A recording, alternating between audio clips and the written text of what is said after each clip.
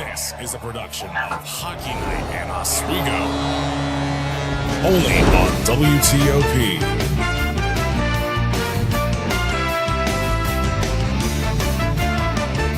Thanksgiving is on the horizon for the Oswego faithful. A feast is still set on the table tonight. A mouth-watering matchup for all hockey fans to enjoy as two of the top 10 ranked Division III teams go skate to skate right here in the Den.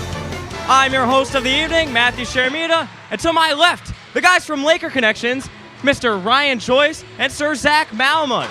As we are just 30 short minutes away from puck drop between the Oswego State Lakers and the Ice Knights of Geneseo. But before we get into all the formalities of the evening, guys, how are we feeling tonight?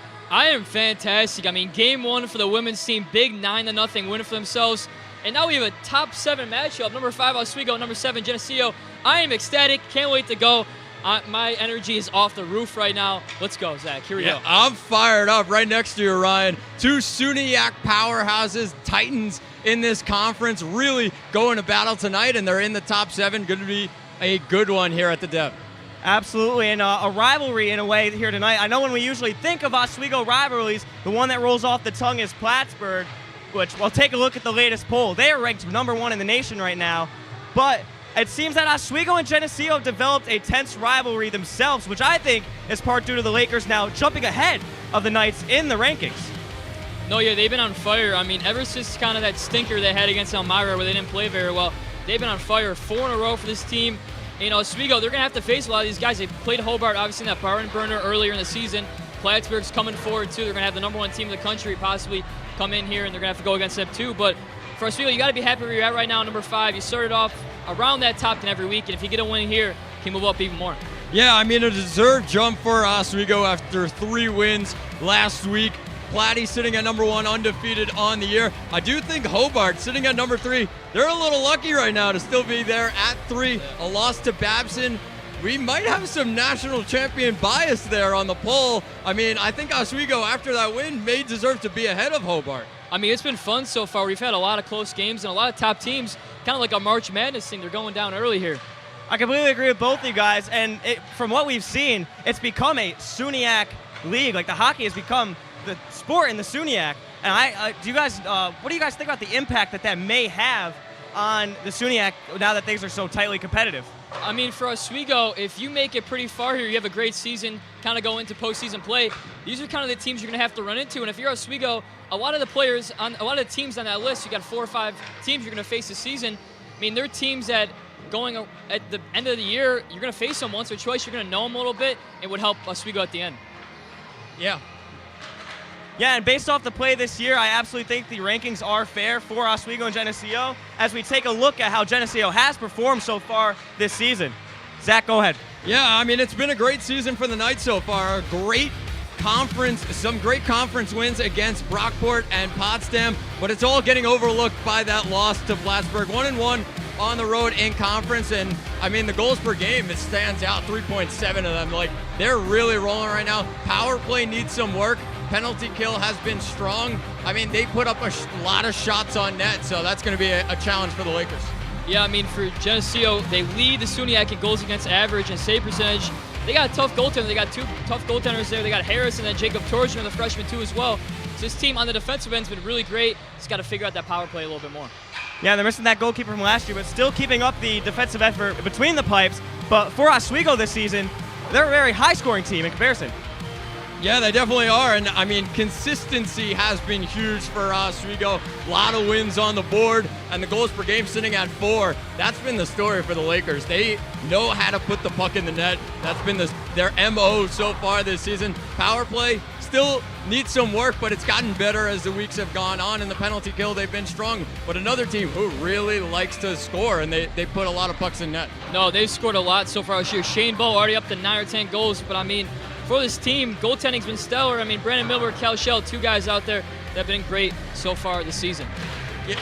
Yeah, I mean, just quickly, guys, the great week against Buff State, Fredonia, Marsville, it really just shows how dominant this team can be in terms of goals. And looking at these 2 sides, they're dead even in a lot of categories, one or the other, but very, very tight in that graphic right there. Yeah, I mean, as great as both of these teams have been, they have each suffered one defeat only this year. The Knights falling to Plattsburgh, which, tough loss for the Knights, but were things really all bad in that matchup? It was good and bad. I mean, they played pretty well overall. They're 0 for 5 on the power play versus Plattsburgh, and then Plattsburgh in that game as well had 29 penalty minutes in the game. On the other side, Jenny didn't really do much with that. There's a lot of penalty minutes for Plattsburgh, but on the power play, just couldn't really get it going. And Jenny's a pretty good team on the power play. So far this season, they've been great so far. They've had one goal on each power play chance this year, but in this one, just couldn't get going. And it's not showed here, but the biggest story of that game was the hot start from Plattsburgh. Geneseo all of a sudden goes into the intermission down 3 goals, 3 first-period goals from the Cardinals, and in their building, the defending SUNY champs, like, that's not an easy road for Geneseo, and they need a much better start tonight. Right, I mean, Plattsburgh started off 4-0 shutout to go into that game. It was about even till the end of the game. So, I mean, really not as bad as a loss for Geneseo, but Oswego's loss coming on the road to Elmira. Yeah, not the best game there for Oswego. I mean, you get a big win, such a high of a high against Hobart, and in this one, for Elmira, they were just firing on all cylinders. 7 goals in this one, got past Kelshell. Kelshell had a great year and started to that point, a great Hobart game, but in this one, just flying by. And for Oswego, they won on the faceoffs, but the power play, 1 for 6, 3 for 4 for Elmira. They were really showing it and getting it done when it really needed to be done for this Elmira team. Yeah, I mean, similar to Plattsburgh loss, Oswego really struggled in the first period. All of a sudden, they go in at the end of one, and it's 4-1 Elmira. So it really just shows how quick of a start you really need in this conference and elsewhere in non-conference. Like, really need to start hot, because otherwise it's going to be a long afternoon for you. Right, and Oswego's no stranger to hot starts, but they just kind of got a taste of their own medicine in that Elmira game. Each team at 1 loss so far, but after tonight, these teams, one of them's going home with a second. Before we get there, we have to take a quick break. We'll be right back here for our pregame show on WTOP 10.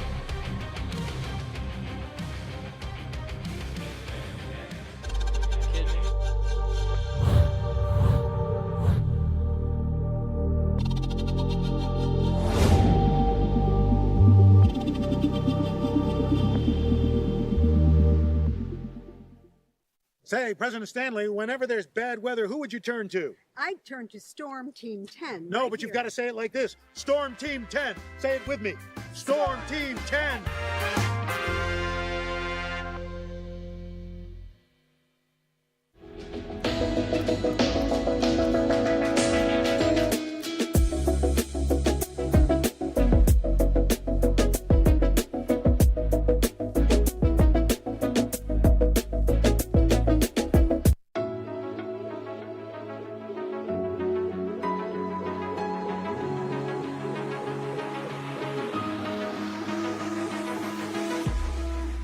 Roll it.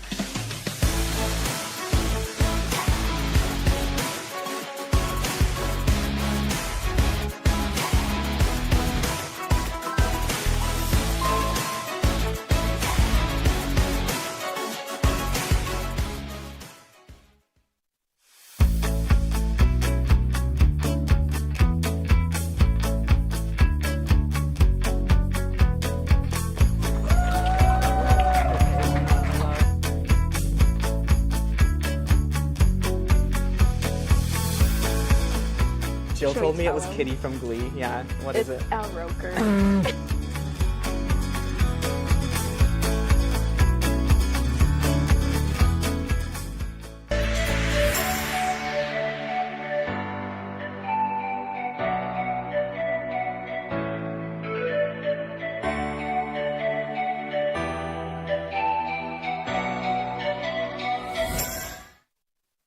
The guys of Laker Connections are still here, but tonight a different Laker showdown as time is winding down for Oswego State's biggest test in the SUNY so far. If you're just joining us, I'm your host, Matt Sharmita. To my left, Mr. Ryan Joyce and Mr. Zach Malmud. Before we get too far into tonight's matchup, we have to look back a little bit. A slim victory on the road for Oswego State last night in Brockport. Yeah, I mean, for Oswego, I don't know how they got a win here. 7 penalties last night. They sneak out of this one with a win. Face-off, they beat them on the face-off, but they don't get any score on a power play. Brockport didn't do it as well. They need to be better. Face-off wins, I mentioned, were really big. Oswego's been a pretty good face-off team so far this season, 57%, so it should be a key in the one last night, and then obviously a key one here tonight against Jenny. And then Milberg was huge at the game, third period goal by McQuaid ended it, but I'm going to talk about Milberg. He was really great, only one goal allowed yesterday. Yeah, I mean, you mentioned Matt McQuaid finds the winner there in the third period. A huge win for Oswego, and it was definitely not their best game on the road. You mentioned the penalties. 7 of them, luckily, like it says there, Brockport 0 for 4 on the power play. That's huge for the Lakers. They definitely need to be a lot more disciplined tonight. Geneseo will make them pay if they're like that tonight. Yeah, I completely agree. I mean, both of these teams kind of have that aggressive spirit. And, you know, for Oswego, you know, to go up 2-1 on the road, it's not a great game for them. But Geneseo, 6 wins for them on the year so far. Zach, talk about those.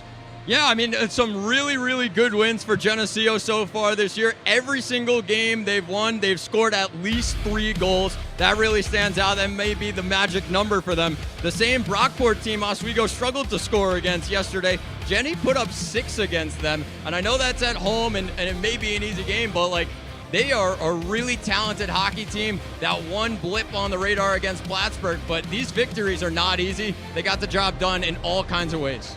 No, not at all. And I mean, for Geneseo, they capitalize off a lot of power play attempts. I just mentioned they're a pretty good power play team. They capitalize off this one. They're not getting too many shots up, but they really minimize the shots from the opposition. Really great defense on their side, and the D-man have been good. Goaltenders, I mentioned Harris and Torton are going in there. 2 guys are really not letting goals in for this team, and opponents are 3 for 22 on the power play. So even if Geneseo makes a mistake on the power play, the defense is playing great, even a man down. Yeah, and heading into this game against Oswego loves to score. We mentioned that a couple times. They haven't allowed more than 2 goals in any of those wins. Right, the defense for Geneseo has been really impressive. A lot of things clicking for the Ice Knights right now. I'm going to want to get your thoughts, Ryan, on what their best attribute has been this season. Yeah, I've mentioned the power play. Power play's been huge for them. They're 8 for 20 this year, 30% as a team. And I mean, I mentioned the goalies, over a 90 save percentage for both players on their team as well, too. And they're not scoring too many goals, they're not in too many high-scoring games, but they can really score when it matters. And it's big time in a game like tonight, where it might be a close one. Those early goals are going to be huge. Get a good start against Oswego, who's been playing great defensively all year. Yeah, and just quickly, Matt, like you mentioned a quick start. Like, they really need to start hot tonight. Both teams have struggled when they haven't started hot, so it's a big key coming into this game. Yeah, and Oswego, no stranger to fast starts, like I mentioned earlier. You know, they're a good team, too. They're ranked 5th in the nation. What do you think that has been their biggest strength so far this year? So, I mean, looking at Oswego is their ability to win in all different times of games. You've seen them win big against Fredonia and Buff State. You've seen them win on the road against Morrisville and Brockport. You've seen them win close games against Brockport as well as Hobart. They've also won under pressure against Hobart. All different kinds of wins. That's huge for this team, especially as you go on later in the season. It's not always going to be your day. It's not always going to be your game. As long as you come out with a win, that's all that matters. Right, and they've kind of taken that game-by-game approach, which I think has been key for them to have a variance in terms of winnings. You know, those close games against Hobart and those blowouts against Morrisville, winning from all sorts of different ways. But as great as both of these teams have been, we all know the story about the Greek fighter Achilles, the mighty warrior who, you know, was seemingly completely invulnerable until he got shot in the back of the heel. What do you guys think has been the Achilles heel for either one of those teams? I'll have you guys start with the Geneseo Knights. Yeah, I think so far this season, I mentioned not too many high-scoring affairs. If this one kind of becomes a high-scoring affair, I don't know if they're going to have the firepower to really get up. Oswego so far this year, I mean, Shane Bull, Danny Calbufo have scored a lot of goals as a team. They played in high-scoring games. They've been able to keep it going. But as far as Jenny, I don't know if they haven't really played in a game like this so far. And if they're not scoring, they're going to have to rely on the defense from their side. But for Oswego, they can really score well, and that's going to be a big thing for them. Yeah, I agree on that. And maybe Jenny hasn't played that big of a game. Yes, Plattsburgh, but, I mean, they haven't gotten more tests. I think just quickly, both teams can really just be a little bit off defensively at some points. We saw Oswego let up 7 to Elmira. We saw Geneseo let up 6 to Plattsburgh. You can't have those poor spells defensively, especially in big games. Big teams will make you pay for that and take advantage of that. Yeah, it's really going to hurt coming down the stretch for either one of these teams when you start talking about championships, start talking about NCAA tournaments. And that's certainly going to be a weakness, is that, big game ability. They are no stranger to giving up a lot of goals in a game. Another weakness I think we have to talk about here, the over-aggressive nature that both of these teams have had. I mean, they both share or spend their fair share of time in the box. Yeah, it's a big penalty that hurts Oswego. I mean, even yesterday, a little thing, Shane Bull had a violation on the faceoff. That was big for them, too, as well. They ended up getting the win, which is kind of the little thing so far. 25 penalties for Oswego this year, a total of 58 minutes. They're a very physical team. That's the nature they're going to be. Ed Gosick has them locked in, that they're going to go after the puck, and they're going to do anything to get it. But it hurts you at sometimes, too, because you want to be aggressive. But Oswego so far this season, even though they've been winning games 4 in a row, it's just kind of been, you know, too much over the top. And a lot of their top players have been in the penalty box, and it's hurt them a lot. Yeah, and even for Geneseo, they spend average 12 minutes per game in the box, so both teams a lot of time in the slammer. But we're going to take things to another really quick break. When we come back, some hockey talk with Kyle Spizak and Kenny Gerard over in the booth. Coming up on WTOP 10.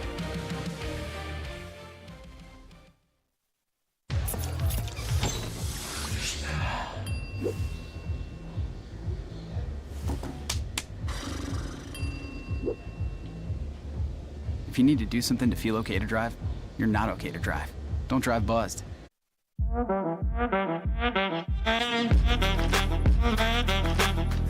Shine on that black. Look at the bling. Do we got a diamond tester on? Yeah, that's getting bad. Yep. 10 out of 10 recommend on Yelp.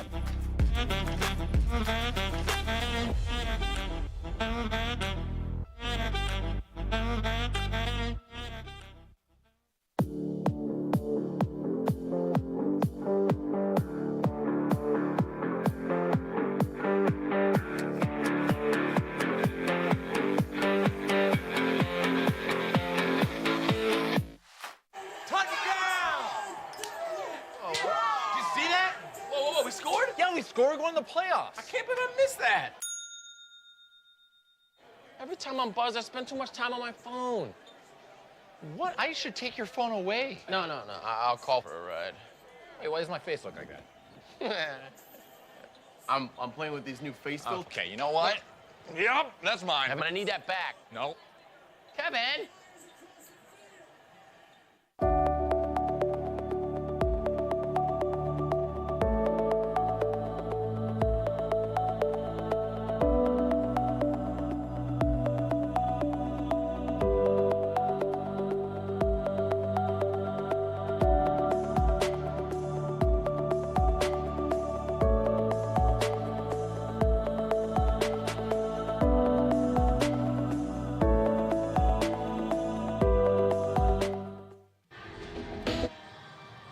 Puck drop is moments away as the Oswego faithful start to flock in like a pack of turkeys.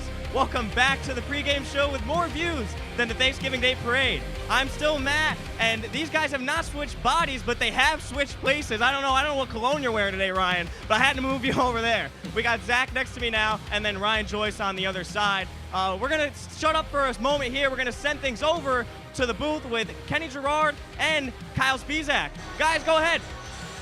Thanks, guys, and we have quite the matchup here today. One of the biggest matchups that the Lakers had last season on February 3rd, when temperatures a little different than today, as it was negative 35 with wind chill the last time these two faced off here in the Deborah F. Stanley Ice Arena. And some other differences that we've seen, Kenny, a little bit of a different team on both ends. Lakers lost a lot of seniors last year, but this Geneseo team, not many losses, but a big loss for them in one position in specific. Their goalie has rotated. We now have a new netminder for Geneseo, but they have kept a lot of their scorers. A lot of their top scorers from last year have returned. A lot of guys are putting up points for them, but the one thing they're going to miss is the guy who is keeping points from getting on the board.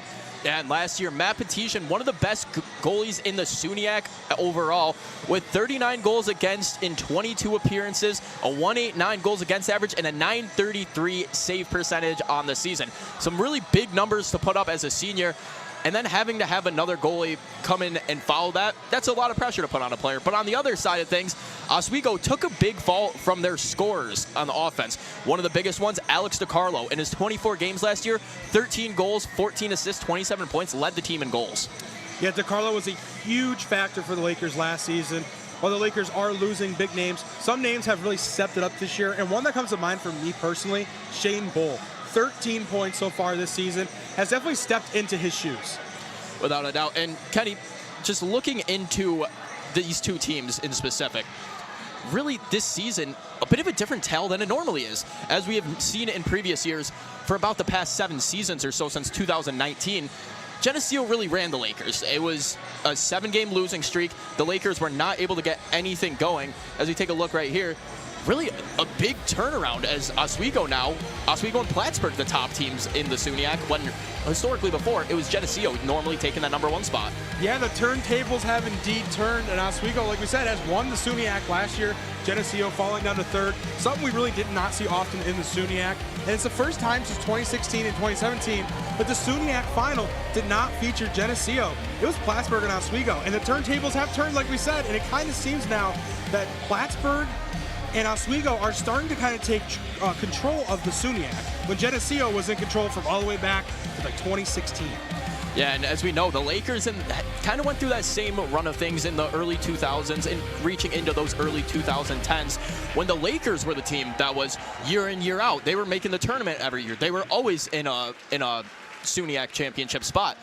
But talking about the SUNYAC championship, a place both of these teams want to find themselves. So what are keys of success for this game, which is a must-win for both teams? Well, I'm going to start off with the keys for Oswego. Number 1, convert on the power play. Oswego has a 25% conversion percentage on the power play, with Geneseo committing 29 penalties so far this season. A little heavy on the penalties, so if Oswego can capitalize on the power play, they'll do a lot better in this game. Also, stay out of the sin bin. 25 times they found themselves in the sin bin and allowing Geneseo to have a chance to get some easy points. Geneseo with a 30% save percentage. Now we look at Geneseo on the other side. They got to tame the bull. As I just mentioned, Shane Bull, 13 points on the season. Also, breaking Shell's confidence would be number 2 for me. Shell coming back off of an injury. We saw Milberg in net last night against Brockport. Seeing Shell have his confidence broken early, if they get an early shot in, they kind of disrupt the flow of things for the Lakers. Geneseo could greatly benefit from that. Yo, like you mentioned, Shell coming in, missing last game due to injury. Milberg stepping in last night, putting up a great performance with 37 saves against the Brockport Golden Eagles. But this is a bit of a different opponent than Brockport. Yeah, a little bit different than Brockport. Brockport finding themselves a little bit lower in the standings every year, while Geneseo not finding low parts in the standings. Usually a top 3 team almost every single year in and year out. Always a team to compete. As we said today, Oswego number 5 in the poll. Geneseo, number 7, 2 top 10 teams in the country, a couple powerhouses going at it. And that kind of just is a testament about how powerful of a conference the SUNYAC really is and how big D3 hockey is in upstate New York. Within the top 10, you have about 6 teams from upstate New York alone making the top 10 in the nation. Yeah, we see Plattsburgh, the rival of the Lakers, number 1 in the rankings right now. We said Oswego 5, Geneseo 7. Upstate New York hockey, even Hobart in there, up in the rankings. Utica, they're up there too. Upstate New York hockey, all between a few hours of each other, has been great so far this season, and it's been great for a very long time. Yeah, without a doubt. But we have to kick it over to break because puck drop is coming soon, closer and closer by the minute. After the break, it'll be players to watch and picks with our guys over at the Perch, featuring the modern-day Lee Corso, Ryan Joyce. So don't go anywhere. We'll be right back on WTOP 10. No, literally, don't go anywhere, because we're staying right here. We're not going to go to a break. We're back. They talked about Plattsburgh and how dominant they've been. And, you know, it's been the same story for every team they've faced so far. The Potsdam Bears, unfortunately enough for them, faced that story last night. Talk a little bit about the Potsdam Bears game last night, Zach. Yeah, I mean, Plattsburgh really couldn't find a way to get things going. Like, 3-2 win for them in the end, but a lot of shots on goal. Credit to Potsdam, really just sticking with things and not allowing Plattsburgh to really put up the score. So credit to Potsdam, really good job defensively last night. I mean, looking at this game, anybody can win the SUNYAC. I mentioned it was a really close game overall. Anyone from the bottom to top can win in this SUNYAC lead. Very little penalties in that game, but Plattsburgh took care in this one 3-2. Yeah, we'll keep our eye on Plattsburgh for the rest of the year, but we got more stuff to talk about tonight. Geneseo Oswego is the game today. I want to get your guys' players to watch. Zach, we'll start things off with you with Geneseo. Yeah, let's do it. It's the goalie, Adam Harris, a really strong player. Obviously, the one thing was that loss to Plattsburgh where he let up 4 goals. 37 saves yesterday against Cortland. Hasn't had a bad season. He's coming off a huge win. The second time this season Harris has had 35-plus saves against Oswego's high-powered offense. He needs to be rock solid tonight. I'm expecting a big game from him. And my player to watch for Jenny is Peter Morgan. 7 assists on the year so far. Top 3 in the SUNYAC. Leads the team in shots as well, but he doesn't have a goal this season, but he's kind of that point guard, kind of in that offensive zone. They give him the puck, he finds the open player, and they get a goal in the back of the net. Absolutely agree for both of them. Well, we'll get your thoughts on Oswego. Ryan, I'll keep you on the mic. What about for Oswego? Who's your player to watch tonight? And for Oswego, we're going to go with a local guy, Danny Calabufo. 4 points this season, 2 goals. He's due for a big game. He's been so close to have more goals this season. Really been big in that offensive zone. Shane Bull, Fleck are kind of the top 2 guys there. But Daniel Calabufo is going to have a great game in this one.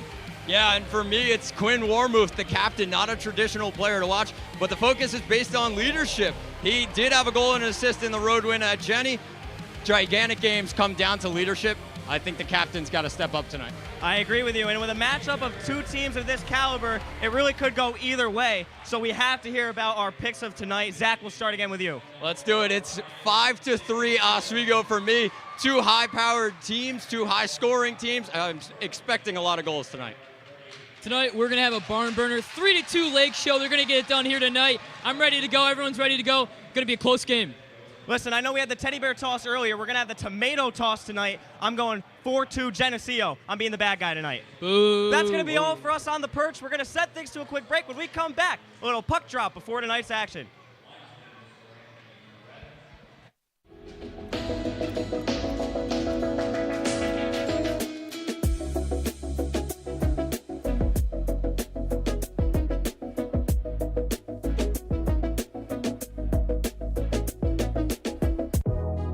Welcome back to Major Discussions.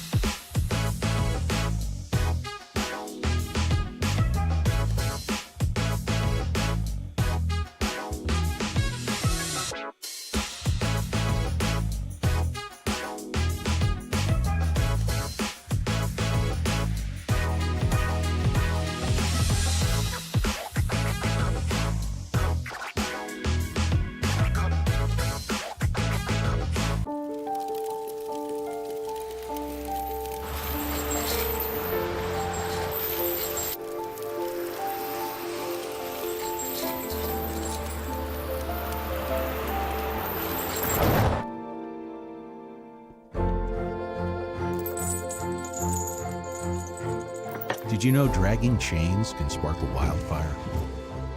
Only you can prevent wildfires. When I was in foster care, I never knew when I would have to move. So I always had my suitcase ready to go. Then one day I was adopted. My new parents opened their hearts and home to me. My parents cook my favorite breakfast for me every morning. My parents take me on trips I never thought I would go on. They gave me a home and an even better reason to use that suitcase. My parents aren't perfect, but they're perfect for me. Hey there, I'm Al Roker, class of 76. Yes, way back in 76. Back when the earth was cooling. You're watching WTOP.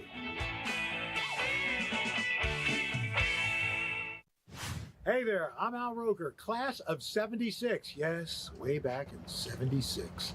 Back when the earth was cooling. You're watching WTOP.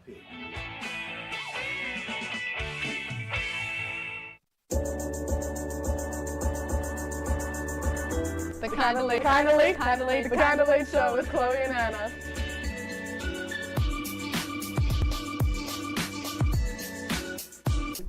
Like licorice, Twizzlers, absolutely nasty. The thought of turkey is just nauseating. I think you're wrong, is what I think. You think I'm wrong a lot of times. I do think you're wrong a lot. When you look at the number of disasters in the U.S., chances are every area will deal with some kind of emergency in the next decade. And between school, sports, and social lives, chances are you won't be with your kids when it happens. Will they know what to do? Ready.gov/kids has the educational tools and information.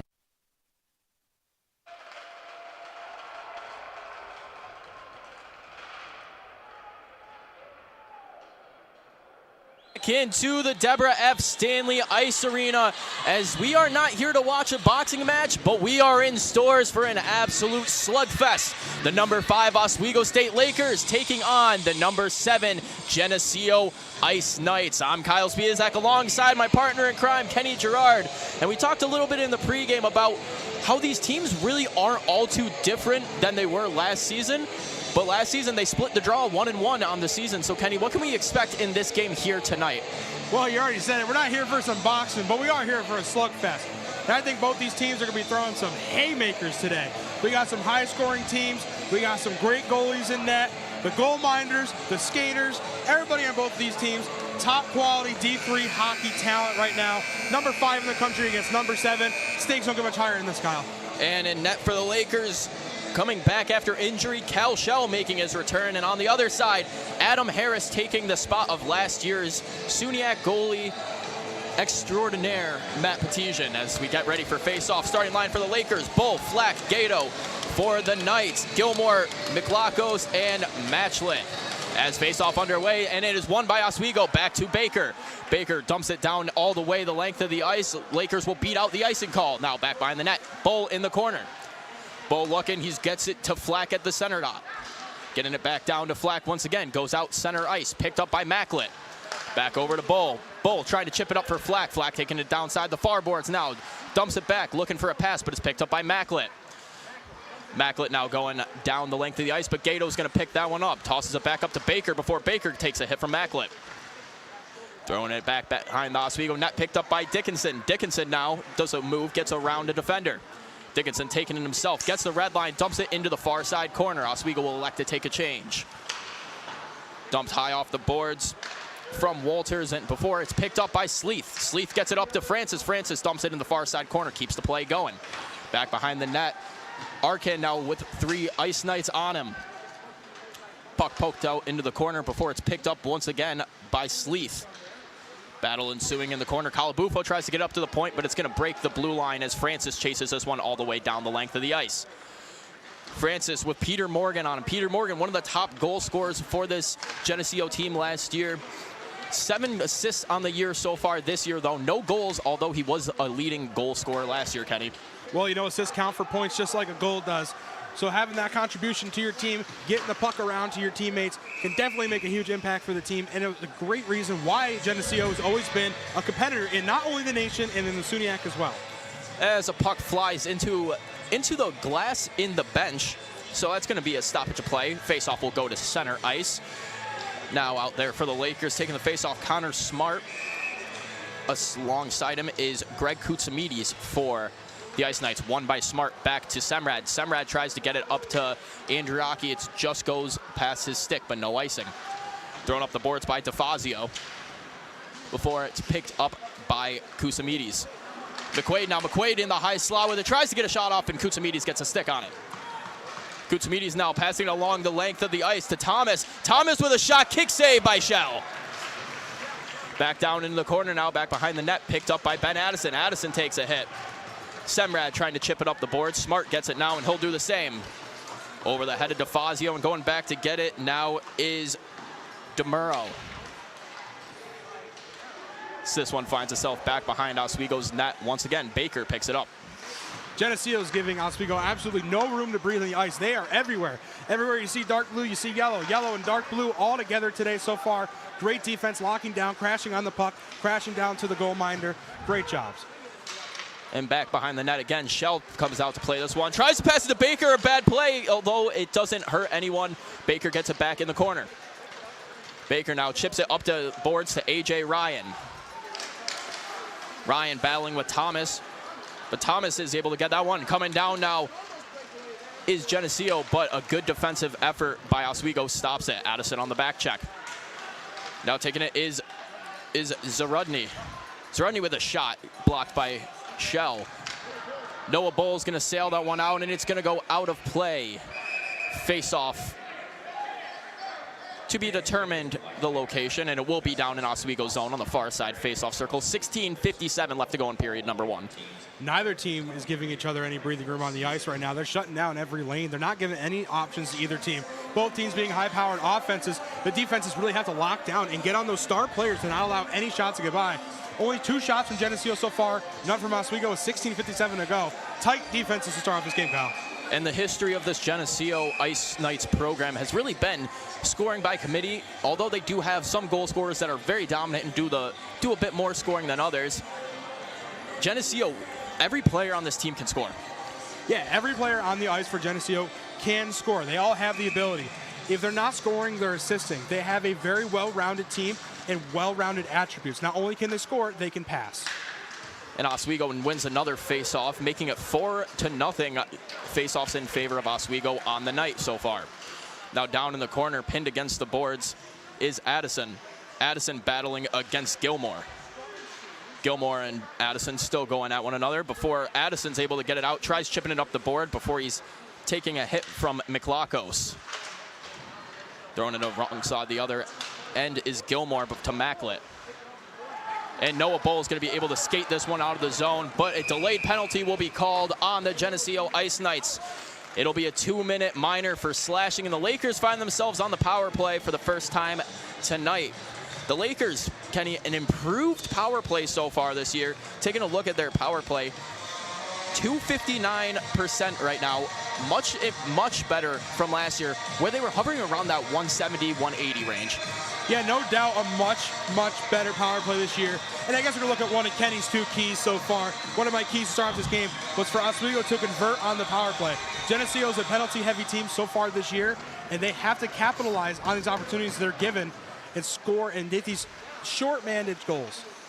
And although they may take a lot of penalties, about 11.8 minutes per game for Geneseo, their kill percentage is at 86 on the year. Is streaking down with some speed as Flack. Flack dumps it back off to Gato. Back to Flack in the corner, up to the point, and Dickinson drops it down to Flack. Flack with a shot from the high circle and just stopped by Adams, using the blade of his skate to keep that one out. Great play there by Harris. Way to use every inch of your body there. Actually, not even part of his body. He's using a part of his skate right there to shorten that one up, not let it get by him, ice the puck, and reset play. In football, they got toe taps. In hockey, you have toe saves. That's right. You got toe saves or skate saves, whatever you want to call it. And taking the faceoff for the Lakers on this power play unit is Shane Bull. Bull loses a faceoff. It's taken back behind the net by Pullman. Pullman's going to send this one the length of the ice for the Knights. Geneseo doing a good job so far on their penalty kill, not allowing Oswego to get any opportunities and just dumping the puck out to the backside. Dickinson now passes it up to Arcan at the red line. Arcan enters the zone, but offsides will be called. Face-off at the near side neutral zone dot. Not exactly the best start to the power play for Oswego. Penalty there. Not making good plays, smart decisions, making these little mistakes right now that are going to may have cost them the power play. Minute 16 left to go. Plenty of time, but these mistakes have got to stop if they want to capitalize on the power play. And across to Flack from Dickinson. Returns to Dickinson again. Playing give and go with Flack. Flack now taking it down into the corner before bouncing it off the boards to Bull.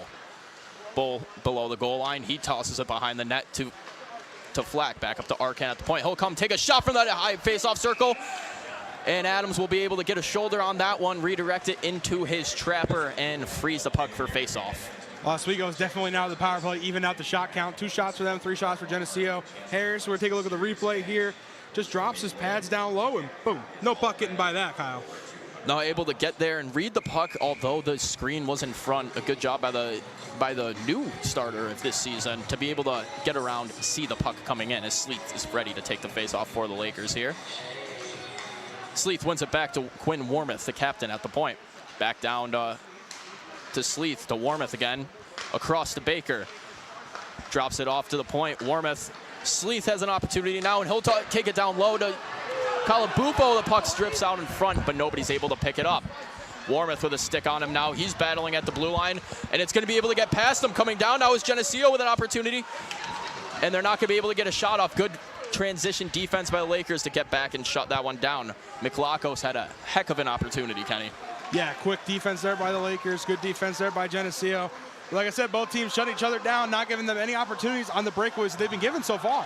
And a delayed offsides for the Lakers. They have to clear the zone, giving Geneseo more time to kill off that clock, as they will send this one all the way down the length of the ice. But they got a guy down there to pick it up, but Shell shuts that one down. Andriaki now coming down the length of the ice. He's taking it down the far side before he gets swarmed by 3 Geneseo players.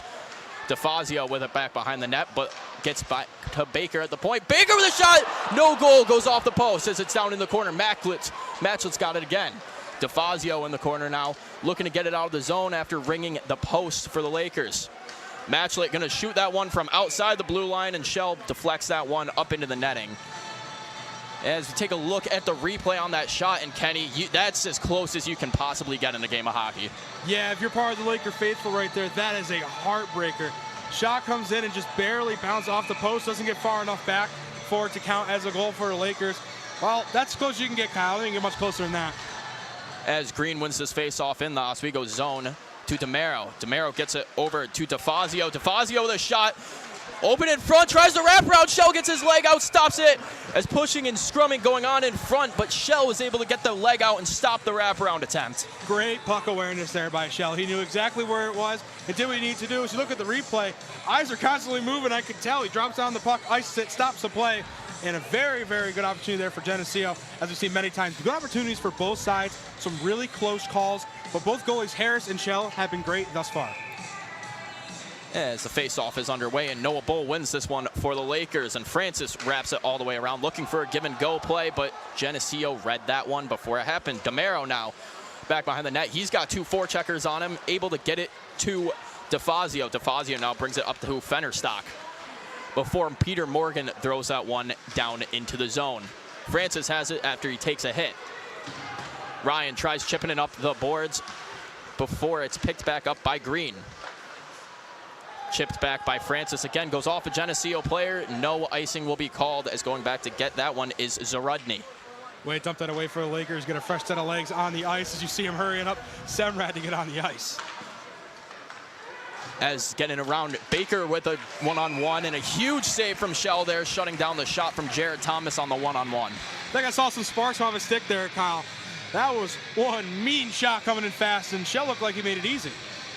Good positioning, able to take away most of the angles there for Thomas as we take a look at the replay. Just able to get right there and take away any look at the net. Face off one back, picked up by Semrad. Semrad now trying to push it the length of the ice. Linesman says no icing, as there's now a scrum again in the corner. Puck pinned against the boards. 2 Lakers, 3 Ice Knights. Ice Knights will get it out. Wilkins bringing it up now. Wilkins passes it up to Raybom.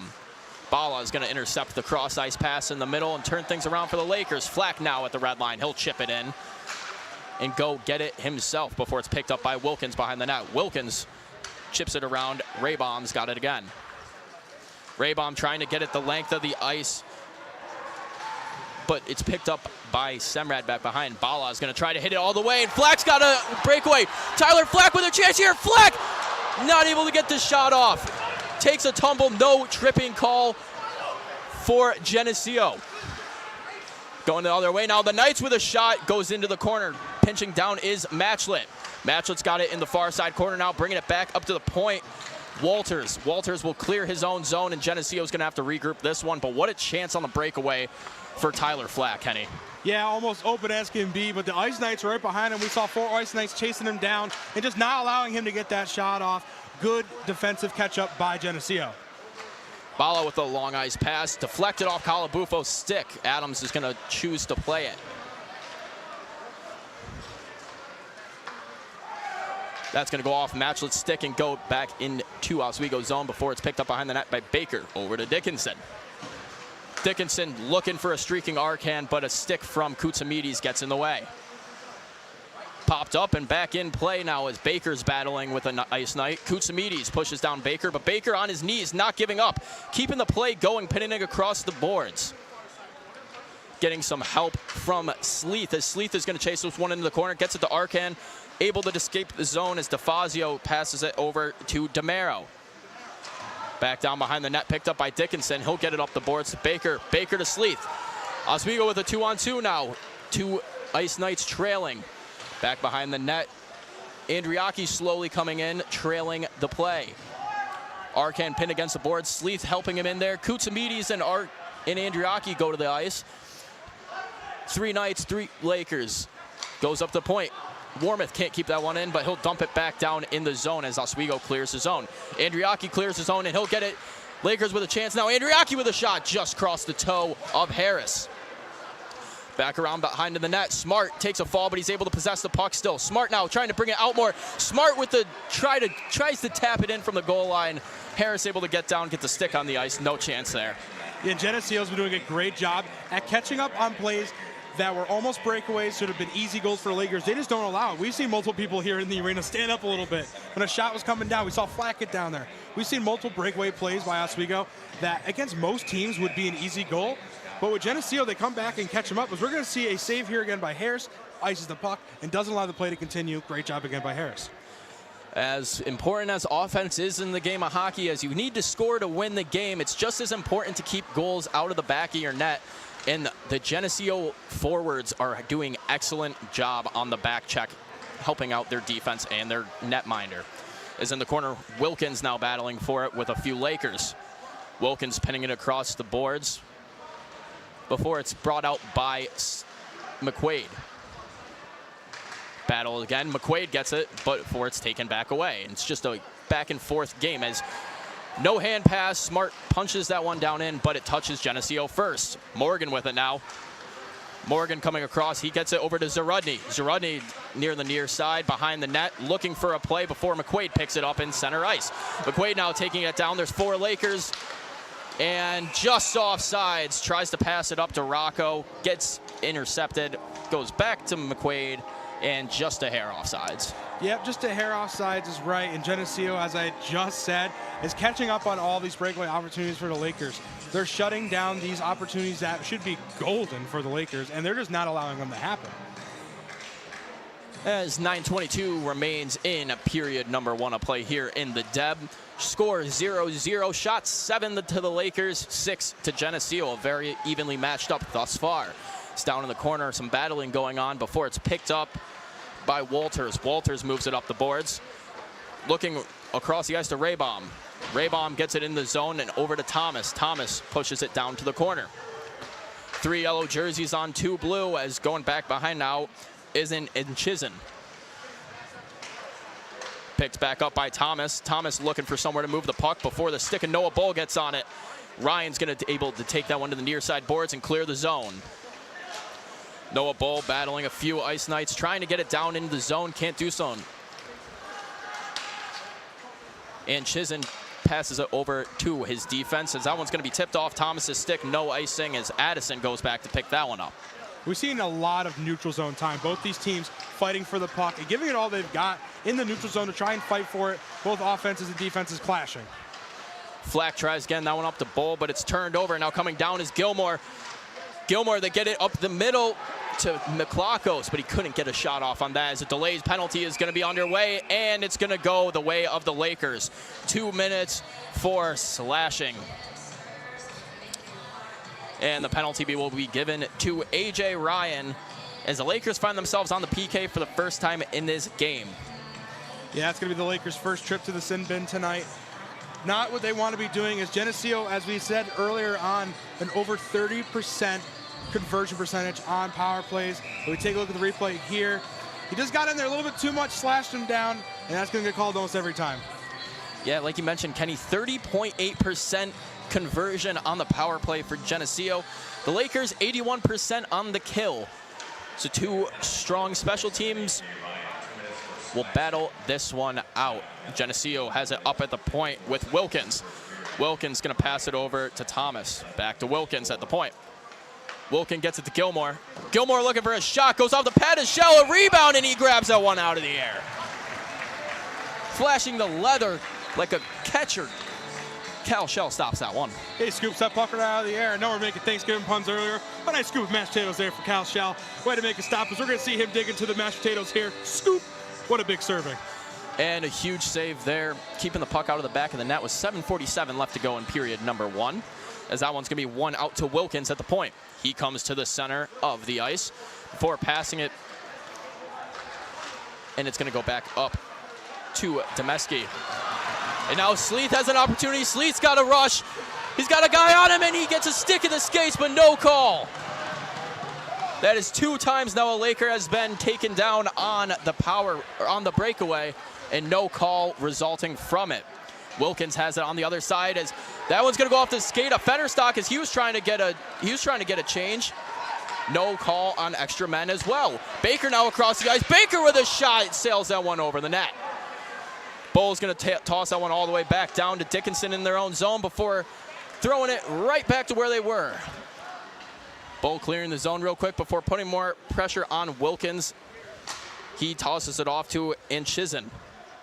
Anchizin with it now.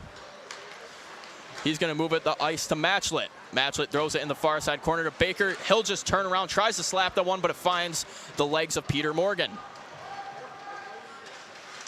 Tied up down in the corner. Lakers battling for it as Morgan's got it. He gets it out to the point, and a diving attempt from Dickinson breaks that one up. Excellent defense there by the Lakers. Their gap control has been fantastic so far. They were there every single time. They're not allowing any opportunities. Again, as I keep saying, defense, defense, defense. Oswego's defense saving the day right there and not having Cal Shell have to make another save for the Lakers. As Sleeth's going to chuck that one down the length of the ice, and he's on his horse to get the forecheck going. And the penalty will end. They return to even strength for the Lakers. 2 very good shot opportunities for Geneseo on the power play, but neither one of them find the back of the net, as now coming up the ice is Morgan.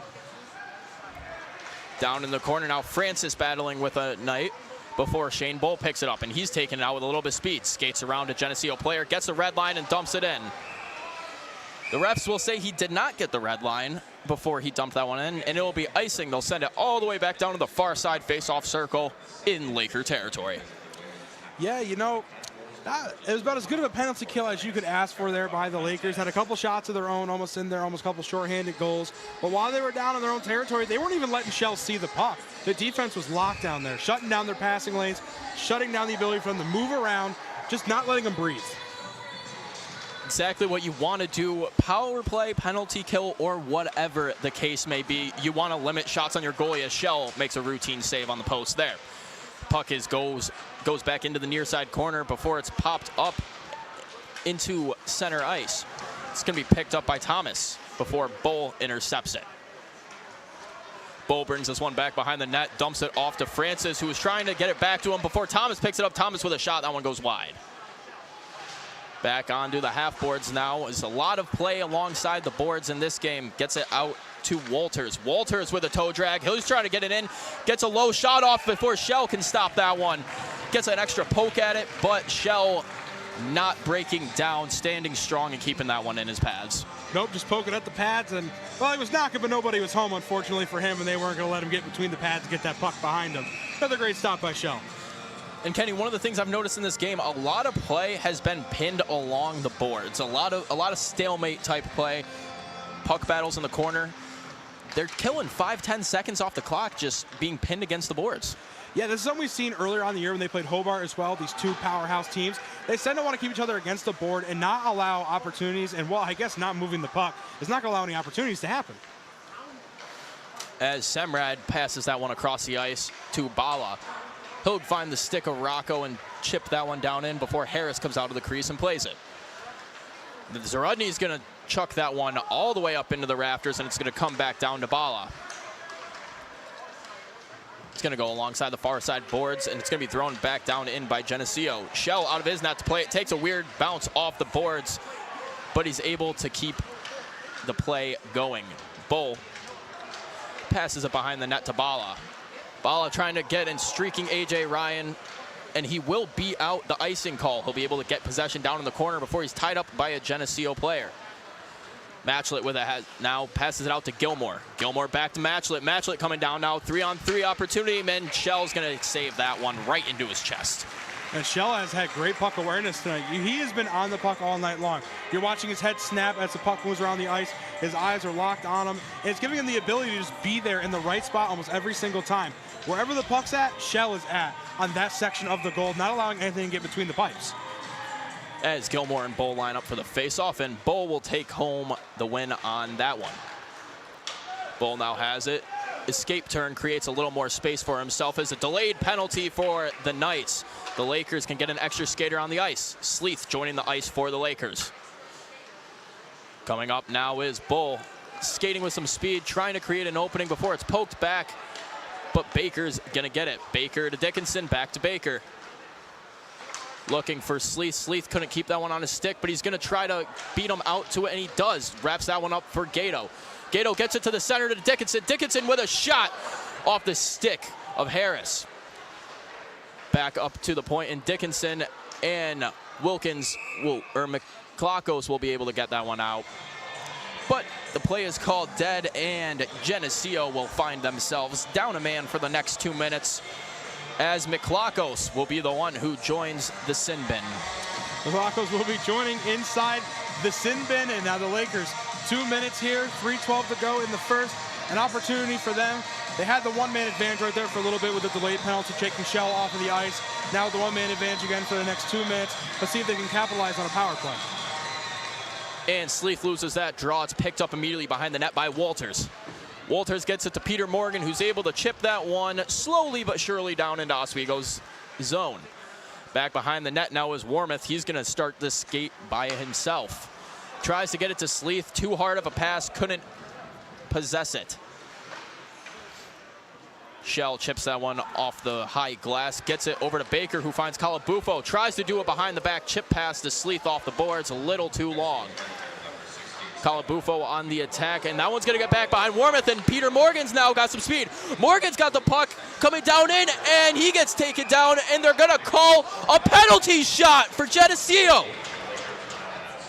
Geneseo will receive a penalty shot on that play with 2 breakaways for the Lakers. They get a player taken down, no penalty shot, but Geneseo finds themselves just Peter Morgan and Cal Shell on this one.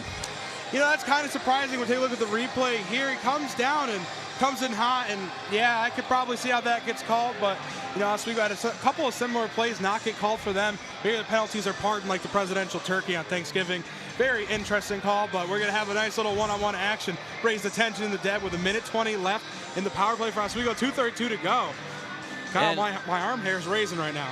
And without a doubt, Kenny, like you said, deserving of a penalty shot, a clear dive at the legs to take the player out and stop him from getting a shot off. But in those moments, as a defenseman, that's what you're told to do. You try to stop by any means necessary. If you have to take him down and then give your goalie the opportunity to stop it on a one-on-one, have faith in your goalie like they do with Shell here, that's what you do. As the referees are telling Shell and Morgan both the rules of the faceoff: no going backwards and no stopping your momentum. Peter Morgan now coming in. He's going to do a couple of moves. He'll get a shot off and put it underneath the glove of Shell.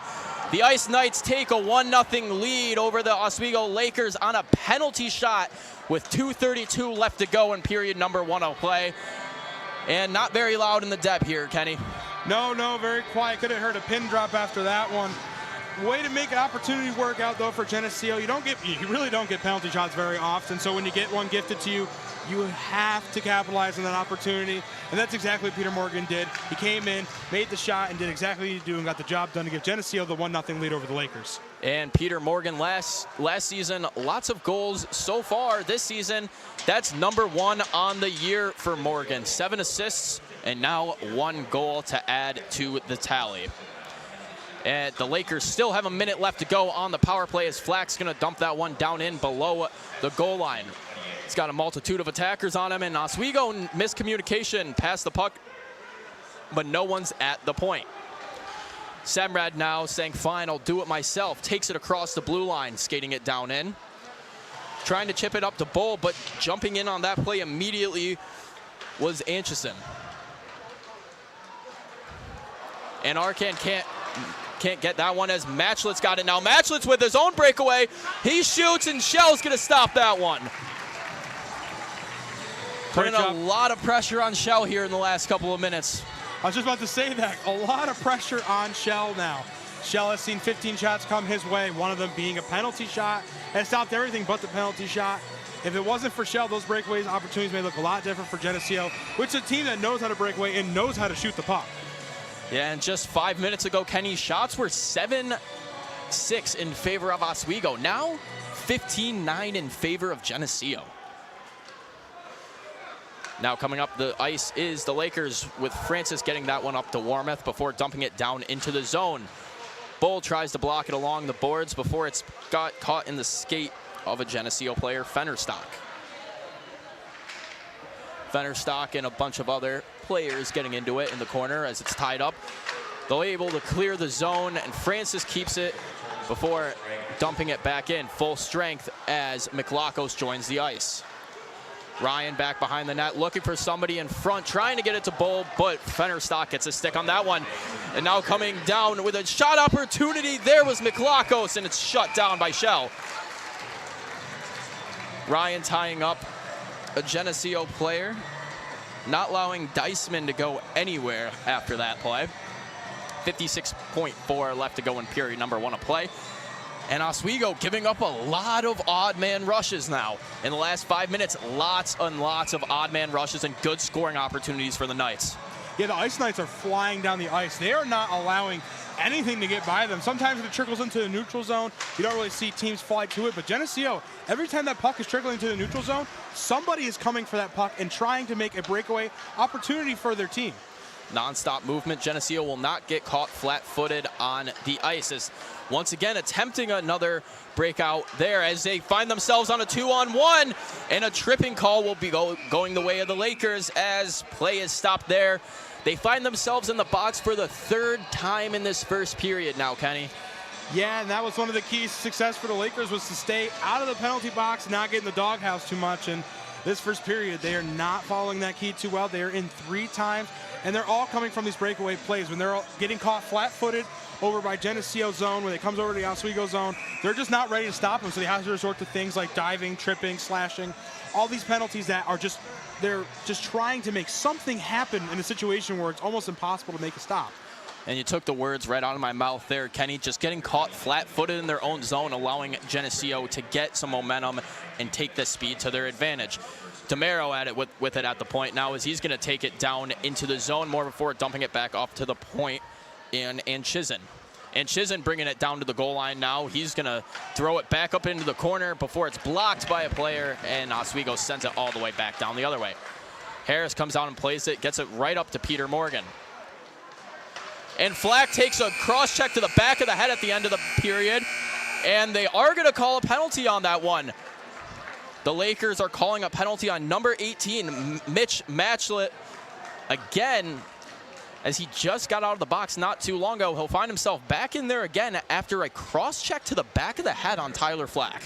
Yeah, this is something we've seen a lot out of Geneseo. They tend to take these late penalties. And the thing for Oswego is they just can't respond. Flack did a good job just taking the shot, skating away. Not creating any more opportunities, because they're already going to be down a man going into the next period. A minute 27 power play was left for them. But Oswego turns the table. We're going to see some little 4-on-4 action start next period. And Oswego will get about a 33-second power play starting off the next period. Yeah, and after 20 minutes of play, the Geneseo Knights lead the Oswego State Lakers by a score of 1-0 on a penalty shot of all things. Shots 16 in favor of the Knights, 10 for the Lakers. And when we return for play, like you said, Kenny, about a minute 30 of 4-on-4 play. But that's all we got for you here right now in the booth. We're going to send it to break, and when we come back, the boys over on the perch will have the intermission report. You're watching Oswego State Hockey on WTOP 10.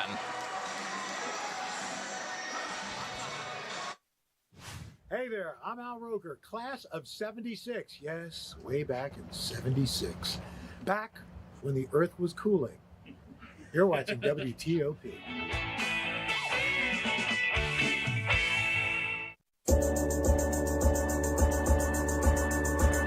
The Kinda Late Show with Chloe and Anna.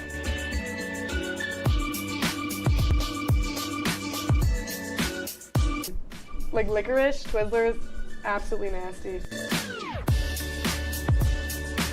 The thought of turkey is just nauseating. I think you're wrong, is what I think. You think I'm wrong a lot of time. I do think you're wrong a lot. When you look at the number of disasters in the U.S., chances are every area will deal with some kind of emergency in the next decade. And between school, sports, and social lives, chances are you won't be with your kids when it happens. Will they know what to do? Ready.gov/kids has the educational tools and information to make the conversation easy. When the time comes, chances are they'll feel prepared, not scared. So talk with your family today.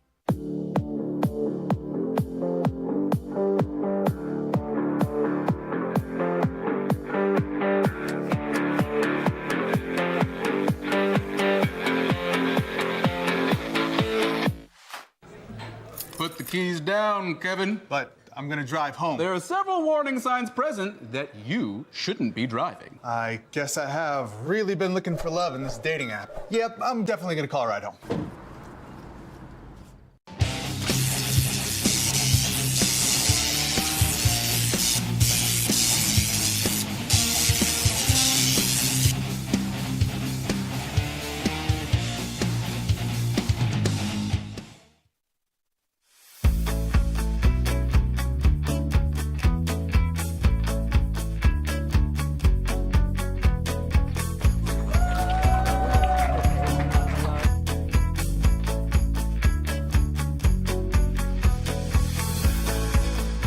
Jill told me it was Kitty from Glee. Yeah, what is it? It's Al Roker.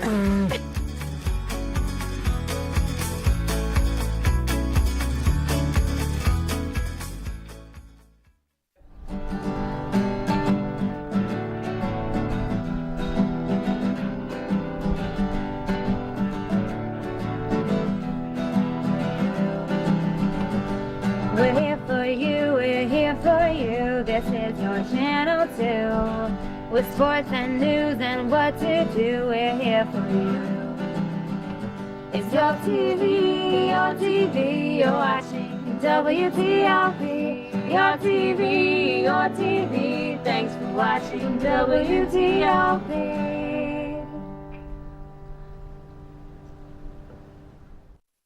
What's going on? Yeah, we go on at like 11:30. It's like No. What do you mean no? It's 10:30. 10:30? Yeah, it's 10:30. What do you mean it's 10:30? Hey, don't touch that. That's my ladder. Hey, man. Whoa. You know this book was already discounted 10%? Wow. Wow. Get a close up of that one. Matthew, Broadcast news. look at that. Can we go back inside? I want to sleep in the studio again.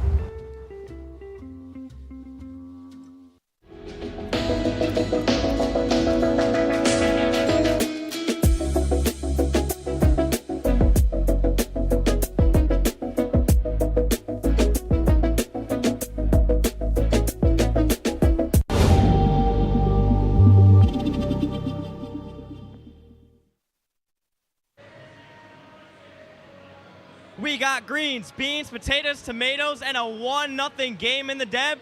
You name it. It's about that time here for the first intermission report here. I'm your host, Matt Sharamita still, and I still got Zach Balmud and Ryan Choice. We talked about limiting hot starts for both of these teams, about as slow as a start can get. Only a 1-0 game so far, the only goal coming off of a penalty shot for Geneseo. Yeah, I mean, it was a slow start for really both teams when it came to offense. Couple of odd man rushes for both teams. Couldn't find the breakthrough. And then, of course, Geneseo get the penalty shot opportunity. A big-time play from Peter Morgan, and he was able to put it away. Yeah, Peter Morgan, my player to watch. He really hustled on that one. Got to get down there, got the opportunity for a penalty shot. But for Oswego, so many missed opportunities, so many tries they had on that power play, and just couldn't get it going. And then even on the Geneseo end, they had a lot of missed opportunities, too. A lot of shots up on goal. Cal Shell, 15 saves in that first period, was great, but a lot of missed opportunities kind of been the key to have. Yeah, you took the words right out of my mouth, kind of back and forth, missed opportunities for both teams. But Morgan taking advantage of his opportunity with the penalty shot, his first goal of the year. I mean, just a crucial goal to start this game for Geneseo. Yeah, I mean, great shot from him. We're looking at the many different angles here. Just went to the right side over there, knocked it in. Nice little slow down there, too. Love that. But Peter Morgan, it's a tough one-on-one opportunity. It's tough for Cal Shell. You got to pick a side in this one. Peter Morgan gets his first goal of the year after a lot of different chances. Yeah, Morgan beating Shell there, low glove side. Shell just couldn't get to it, a little bit over the pad, and Shell's been really good so far in that first period, but that one just a little bit too much for Morgan on that one, and had a lot of heat on it into that low glove side corner. Yeah, one-on-one with that much heat, guy coming in at you as fast as he can, it's a tough save. I mean, Shell has held great opportunities, but the Lakers really have to do better with the penalties and putting themselves in these bad positions in the game. Yeah, I mean, a lot of them in that first period, and you're just giving Geneseo more reasons to score. This team can score, Geneseo, but the Lakers need to be more disciplined. They really need to stay out of the box. Some dumb penalties towards the end of it. They kind of catch a break at the end of the period. It'll be 4-on-4 to start, but really need to be better when it comes to staying disciplined and staying out of the box. I mean, this is a game. It's going to be physical. We mentioned it. That's going to be a game. Number 7 in the country versus number 5 in the country. Going to be physical. These guys want to beat each other and go higher up in that rankings. And, I mean, my weakness beforehand was saying that the penalty minutes have just killed Oswego this year. They play so physical. It's in their DNA. It's just making little mistakes here and there that they shouldn't do. Yeah, both teams play a very, very physical brand of hockey, and it's starting to hurt Oswego early. You talked about discipline. They absolutely have to be disciplined going forward here. But Cal Shell has done a great job, you know, kind of keeping Oswego in check with 15 saves right there in the first period. I was going to say, if you're the Lakers, you have one positive, and you've had the better goaltender so far today. Cal Shell has been rock solid in that net. Came back after missing a couple games. He's fitting in very, very well, very comfortable in the Laker net. No, and I mean, he hasn't lost a beat at all. I mean, today he's been great overall. There's a lot of opportunities there for Jenny where Oswego didn't play the best defense. They kind of got around him, and it was a lot of one-on-one opportunities, and Cal Shell played it perfectly. Obviously, the one there by Morgan couldn't do much with that, but he's been playing great so far, really hasn't lost a beat, and kind of showing that Oswego on the goaltender end, if it's Milberg or if it's Shell, they got two guys who can really go out there and flat out ball. Yeah, they got great guys between the pipes. That's, like you said, a highlight of this game so far. But if Oswego wants to win this game, obviously they're going to have to change some things up. What do you guys think they need to do going forward to get ahead in this game? Well, Ryan, I think the first thing is limit mistakes. You mentioned all the breakaway opportunities, the odd man rushes. Those are Oswego giveaways that they've got behind their defense, and Geneseo is going to take advantage of one of those. One of them turned into a penalty shot, obviously the goal from Morgan. They need to limit mistakes in this second period. I mean, at the end of the period, there was a penalty there on Geneseo, so it's not that Oswego, they've had a lot of penalties there in that first period, but Geneseo is going to do a similar thing there as well. So you really have to make sure you are playing great on the offensive side for opportunities. A lot of plays there in that first period was sticks that Oswego probably should have got in on some of the pucks near the net, and they just couldn't get it going. Just little things, just off sync a little bit. It's just got to be a better float offense. And they're getting, they're in their offensive zone for a decent amount of time, but just kind of getting the chemistry together. Just they got to figure it out more, and they definitely have the talent to do it. Just got to get it all flowed together, A to B. I feel exactly the same way. I feel like the pressure of the big opponent like Geneseo is really kind of there right now. It's kind of lingering in the locker room. I think now that they're settled in this game, it might be different. I mean, they didn't let up a bunch of goals. They let up one on a penalty shot that was preventable. You talked about the discipline. I think they absolutely need to change that going forward. You talked about them clicking together as a group. I think they need to change that going forward. But we'll flip over to Geneseo. What changes do they have to make as a team going forward? I don't know, Ryan, you said for Oswego the discipline. I think Geneseo as well for the discipline. Like a dumb penalty at the end of the period that you're giving Oswego an opportunity. They will have 30 seconds on the power play at some point in that second period. You got to stay away from that. This is a big-time game. You're on the road. You cannot give Oswego a chance to win. Yeah, I mentioned the penalties have kind of been back and forth for both teams.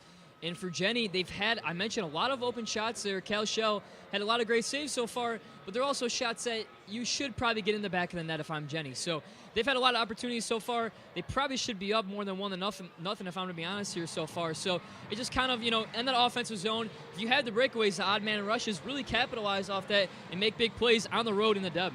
Yeah, I don't think either team has taken advantage of the power plays. I think change is definitely going to come here as we get into the second and third period of this game. We're going to get into action pretty soon here. We're going to toss things to a quick break. When we come back, more hockey here in Oswego and here in the Deb, right here on WTOP 10.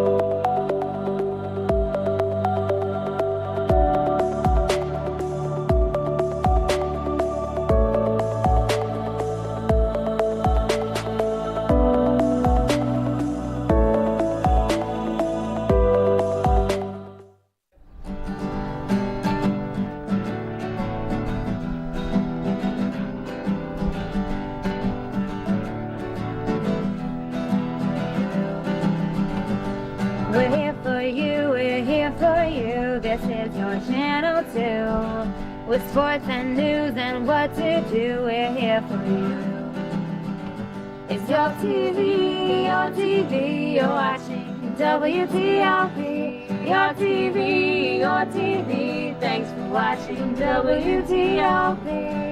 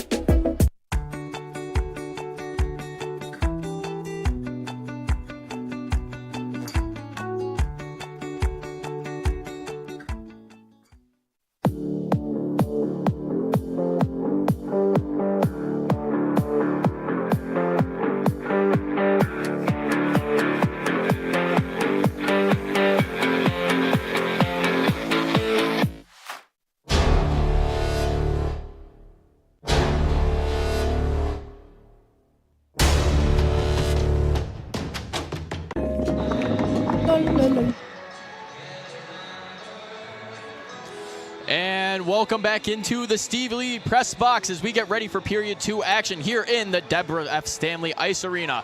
I'm Kyle Spizak alongside Kenny Gerard. And Kenny, after one period of play, the Lakers find themselves down 1-0 on what else but a penalty shot of all things. Yeah, that's not really what I had on my bingo card for the night. I didn't really see a penalty shot coming to take the lead for Geneseo 1-0. What we are going to see starting off is a minute 27 of 4-on-4 hockey and 33 seconds for Oswego to try and capitalize on a power play. Yeah, and one of the things that the Lakers haven't been able to get going in this game has been a power play, although they have found themselves on it 2 or 3 times so far. One of them, they had a few good shots. They just got locked down the next one. Yeah, Geneseo looks faster right now. Oswego looks a little bit slow and a little bit sluggish right now coming down the ice. And that's why Geneseo is seeing so many breakaways as well. They just seem to be capitalizing on all the opportunities they're given. They're fast, they're moving, and well, they look hungry. And Oswego on their own right, quite a few breakaways of their own, just not able to capitalize or even get a shot off on a few of them. Yeah, that Geneseo defense is right behind them. Every time you see a yellow jersey, you're going to see a navy blue jersey right behind them. They're quick, they're catching up, and they're shutting them down on defense. What do the Lakers need to do here in period number 2 to change the tide, get the momentum going their way a little bit more instead of allowing Geneseo to keep ramping it up and kind of run away with this? Wake up a little bit. They seem a little tired. They seem a little slow right now. They just played last night, but they upped their tempo a little bit, upped their momentum. They have a genuine shot to take this thing. They have so many breakaway opportunities that we've seen alongside Geneseo, but Geneseo just seems quicker on those breakaways. If Oswego wakes up and does a little bit better, they'll have a better opportunity. And a game last night is only an excuse that can go so far, as Geneseo also played in Cortland last night. So both teams coming off of road trips, or they played in Geneseo against Cortland. So both teams coming off of a game last night, coming into this one, can't really use the dead legs as an excuse. Both teams are in the same position. It's who wants it more. Agreed, and it looks like Geneseo is hungry for a Thanksgiving meal, trying to send themselves off to break the right way. Well, Oswego doesn't look like they have the heart right now to try and take this game. This is a huge matchup. We can't stress enough how big of a game this is. Geneseo number 7, Oswego number 5. This is one of the biggest games that's going to be in the depth this year besides probably Hobart and Plattsburgh. This is a game that Oswego not only wants to take, but needs to take. This is a crucial game for not only the SUNY standings, but the poll standings. This is a game where Oswego needs to show some heart coming into the second period and turn things up. And all time at home, the Lakers are 32-15-2 against Geneseo. Dumping it down now in is Dickinson as Oswego starts to get on the break. Going back around the other side, picked up by McLachos. McLachos tries to get a centering pass, but it's picked off by Semrad. Dickinson now with it before he gets stolen by Gilmore. Dickinson picks it up again, gets it across ice to Semrad. Semrad bringing it in now. Semrad with a shot from the boards, blockered away behind the net. Picked up now back behind the net by Geneseo and chipping it up the ice before it goes into the corner, picked up once again by Dickinson. Dickinson's got it now, looks across ice, finds Calabufo. Calabufo getting up to Sleeth. Sleeth coming down with some speed. He'll take a shot from the face-off circle, and that one goes right into the dangler of Harris. Oswego coming around with a little bit more fire and a little bit more speed to start this period. Well, I'm sure they went to the locker room and Ed Gosick said, hey guys, let's wake up. Let's get this thing rolling. Let's get this party started in the Deb. And right now they seem to have a little bit more fire in them. And taking the face off for the Lakers is Sleeth. On the other side, taking the draw, Cooper Fennerstock. Fennerstock wins the face off, but wins it back to Oswego. And Warmoth with a shot from the point goes straight into the crest of the Knights. Fennerstock, Sleeth pushing at each other. Fennerstock stick on the ground, but refs will just say, go to your corners, guys. Calm down. We still got hockey to play here. Still got some hockey to play. And, you know, the shot that Warmoth take, I like to call that a wake-up shot. Make sure the goalie isn't sleeping on him. Take a shot and make sure he's paying attention.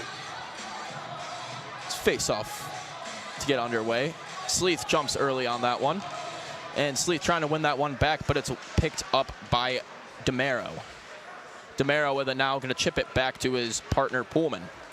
Pullman now trying to chip it up to Fennerstock off the skate before Calabufo gets it. 15 seconds left in 4-on-4 play before the Lakers find themselves on a short 30-second power play. Coming down now is Sleeth. Sleeth gets it across the blue line, chips that one down in, and that's just going to be stopped by Harris. Faceoff will be on the far side. Faceoff circle in Geneseo's territory. As 2 seconds remain on Baker's penalty, so he'll quickly be joining the ice. And then after that, 33 seconds for the Lakers to try to tie this thing up with a man advantage. And Oswego did exactly what they need to do and end this 4-for-4. Get this in their zone, get it in Geneseo territory, and give them 30 seconds to try and make something happen. As Baker joins in now, and he's going to pinch down to keep the play alive. Fresh out of the box, making plays. Baker now brings it down, tries to find Rocco behind the net, but a stick gets in the way, and he's not able to grab it. Dickinson tries to pinch down on that one, but it gets behind him, and now another breakaway opportunity. Koutsamides now. Koutsamides is going to bring it in, and Shell's going to get the waffle board on that one to shut it down.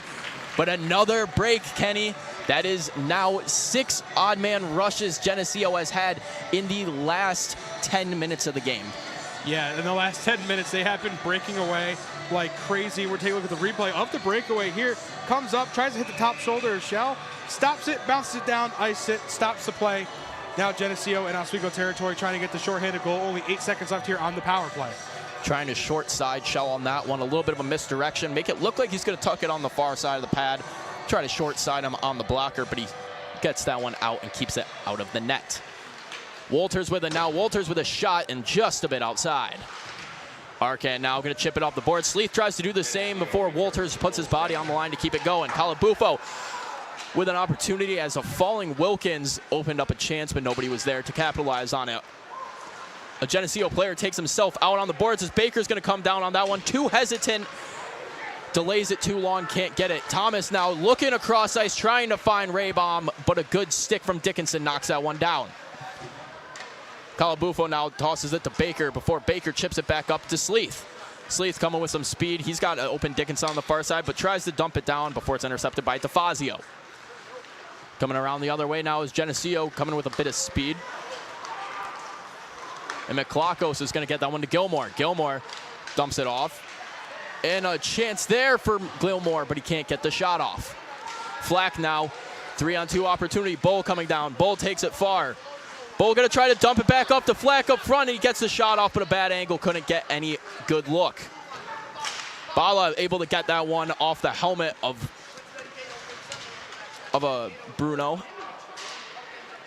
before Geneseo picks it up, and going back the other way now is Gilmore. Gilmore is going to get the red line, throw it into the far side corner. Gato battling with a player now before Flack comes in with assistance to grab the puck away. Bala now with it. Bala's going to get the blue line and dump it in. Nobody on the other side to retrieve it. Oswego electing to change lines. Coming down quick was McQuaid, and now Andriaki with it. Andriaki's going to try to take it out wide. A stick gets on it before he's able to get it down deep. McQuaid now got a few players on him before Andriaki throws a hit. Francis, one hand, going to poke that one down in to keep the play going, and he uses his skate to kick that one down in. It's not soccer, but it works. Geneseo now looking a little bit hectic, trying to make their passes, but can't connect on a lot of them, as Morgan with another pass that gets blocked by Francis. Shell now going to pass that one out to Francis. Francis chips that one off the boards. Lets Smart go up and try to get that one. Fennerstock now turns it over to Francis. Francis trying to get a chip pass up to McQuaid. Icing called off. Andriaki on the forecheck down in the corner now, and he's going to go for the hit. Misses, but it goes right back down to him from a keep-in on Dickinson. Andriaki now pinning it against the boards before Dickinson pinches in to keep that one in play. Gets thrown back down in the corner by Baker.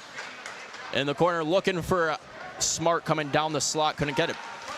Pinching in is Dickinson, keeping it alive before it's turned over, and now coming down is Morgan. Morgan gets the red line and dumps that one down in. Geneseo will change lines now. Dickinson playing some great defense right now for the Lakers, poking in between, shutting down passing lanes, and doing exactly what he needs to do to get his team some good opportunities and some good stops on defense. And Baker bringing the breakout out himself before passing over to Ryan for a shot. Shut down easily by goaltender Adam Harris for Geneseo.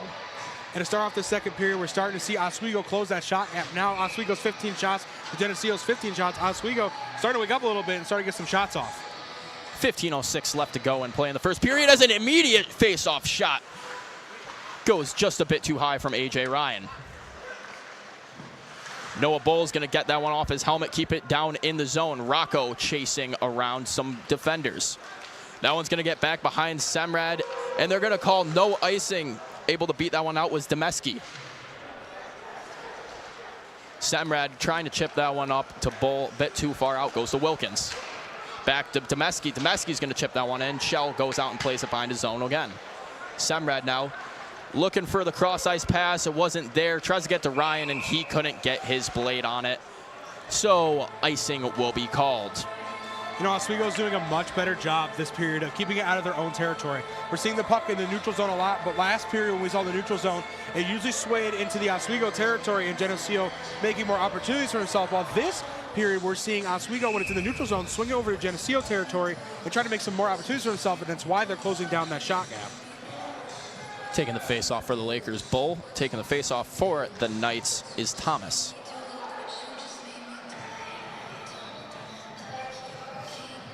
And the officials reminding them not to encroach on the face-off circle, but the face-off's won by the Lakers. Semrad gets it out now, and Ryan trying to chip that one in. He'll get it down in on the second attempt before it's picked up by DeFazio. DeFazio, quick breakout pass before it's intercepted by Fleck. DeMero with it now in his own zone, passes it off to DeFazio. DeFazio looking up to Chisholm. Thomas with it now. Before it's pickpocketed by Fleck. Fleck with an opportunity here. Fleck tries to elect a pass. Waits too long, and able to get a stick out there was DeFazio to break it up. A good connection there by DeFazio and Harris, and it just worked perfectly. He poked it away. Harris finished it off, smacked it over towards the boards. Did exactly what they needed to do to stop the Oswego opportunity. And Chisholm with it now. Goes down in the corner. Battling for it is Warmoth and Gilmore. Joining in on the charge is Calabufo. And Warmoth will get this one before trying to get it to Bull. Bull takes a hit from Walter, but he's able to get it out.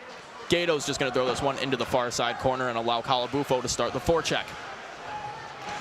Bull going to pickpocket that one off of Walters.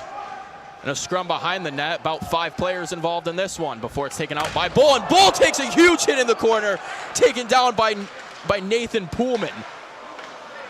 Dickinson putting that one back down in the corner, and Shane Bull a bit slow to get up on that one, and the refs are going to blow the whistle as Nathan Poolman just rocks Shane Bull in the corner. Yeah, that was a huge shot, and we'll take a look at the replay of it here. It comes around the side, and here comes the boom right into the wall, drops him down, and well, Kyle, I mean, that is clearly going to get called, I'd say 9 out of 10 times. As Poolman finds himself in the sin bin. For how long? We are not sure yet. 2 minutes is up on the clock. As the Lakers find themselves on another power play now. This one a full power play, all 2 minutes, as long as they don't commit any penalties in the meantime. And Sleeth now drops to a knee to try to keep it going, but it's won out by DeMero, and DeMero's able to get that one up to Peter Morgan. Morgan now bringing it into Oswego's zone as Morgan's going to go into a corner. He's taken to the wall by Baker. Warmoth behind the net takes it out himself. looking for a pass and doesn't see anything he likes, so we'll get the red line, dump it down in.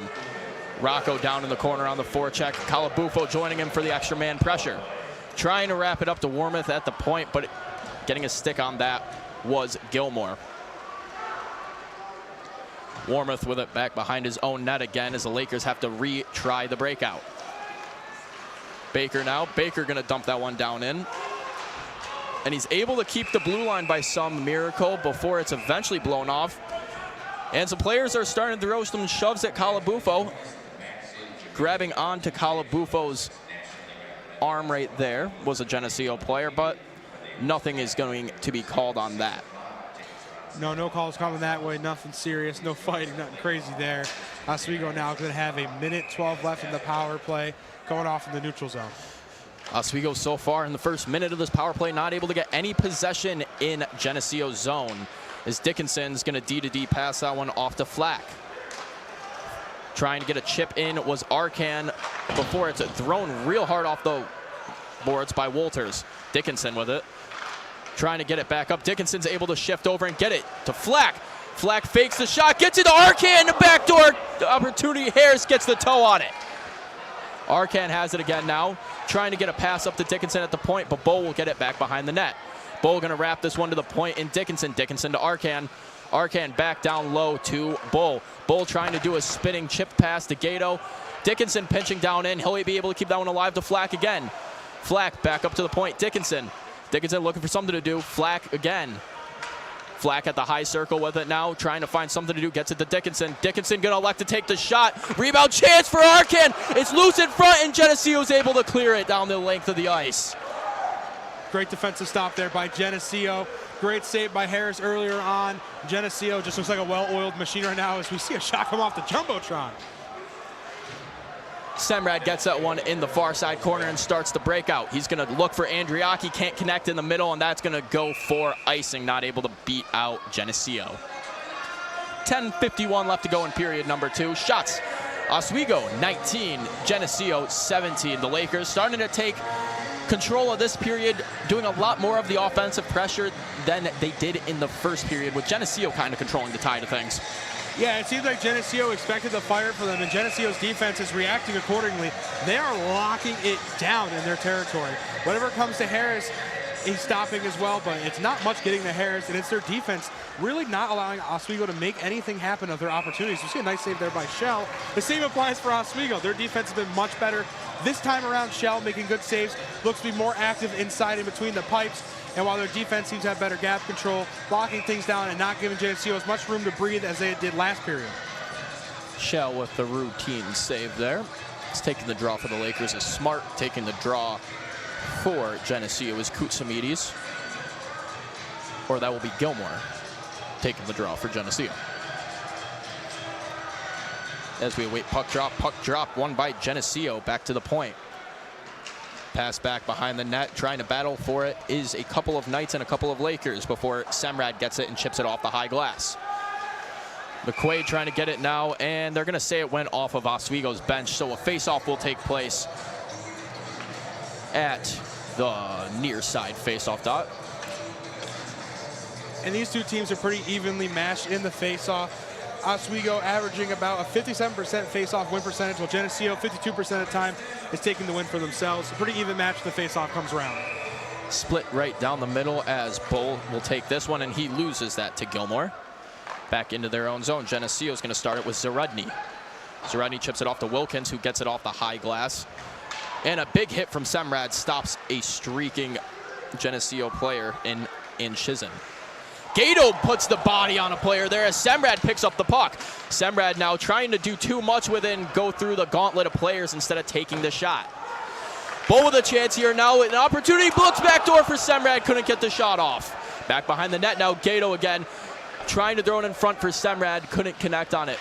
Gato gets it again. Gato going to take the shot before it goes off the leg of Gilmore. And Shizen with it in the corner now. Looking up ice for a play as no stick for Tyler Flack. That one's going to go the length of the ice, and icing will be called. Another really good opportunity there for Oswego, but Semrad swinging a miss, strike one, and he just doesn't get the stick on the puck. And well, Kyle, you can't score if you don't hit the puck. No, you can't. And the chances are there. They're just not capitalizing as we take a look right here at just the opportunity right there. Pops out into the corner and then looking back door. Semrad had a chance. Bull looks for him just a bit too far. The pass goes a little wide and they can't really get there. Just not a good opportunity. Bad pass credited to the Geneseo defense shutting down the lane. Back behind the net now is Wilkins. Wilkins going to chip that one. Sleeth jumping around it, but Calabufo joins the charge. Gets it to Anchizin, who's going to sky this one all the way out. Warmoth gets that one like a pop fly. Warmoth now coming on his own accord, going to get it past the red line and dump that one down in. Wilkins taking it out himself before passing it off to Matchlet. Turned over in the neutral zone, and Calabufo gets a stick to the face, but play keeps going on. Thomas now, start and stop. Tries to throw it in front of the net, and a huge hit from Thomas, putting Calabufo down and over, scramble in front. They're able to keep that one out, and it goes in eventually off the skate of a Geneseo player. And a little bit of chaos in front of the net, and the Lakers weren't able to close up the holes in the ship before it sank. No, the ship did sink, and we'll take a look at the replay of the sinking here. Shell, great save, gets spun around on the second shot opportunity. Tries to poke it away and just nothing there. Not much Shell could do there, doing all it could, but the defense not there to come save him that time.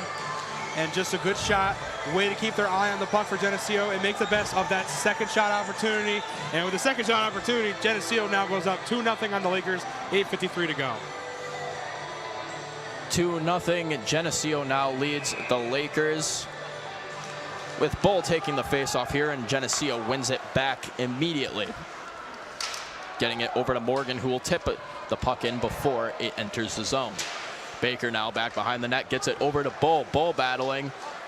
It's going to go out to the point. Walters has it now. Walters going to throw one on net, but it's blocked by Rocco. Able to get that one out of the zone, and it touches the Geneseo player. Face offsides will be called. Had to go through my couple vocabulary words there before I finally picked out the right one. Well, they say third time's a charm. You got 1, 2, and 3, and you got it on the third try.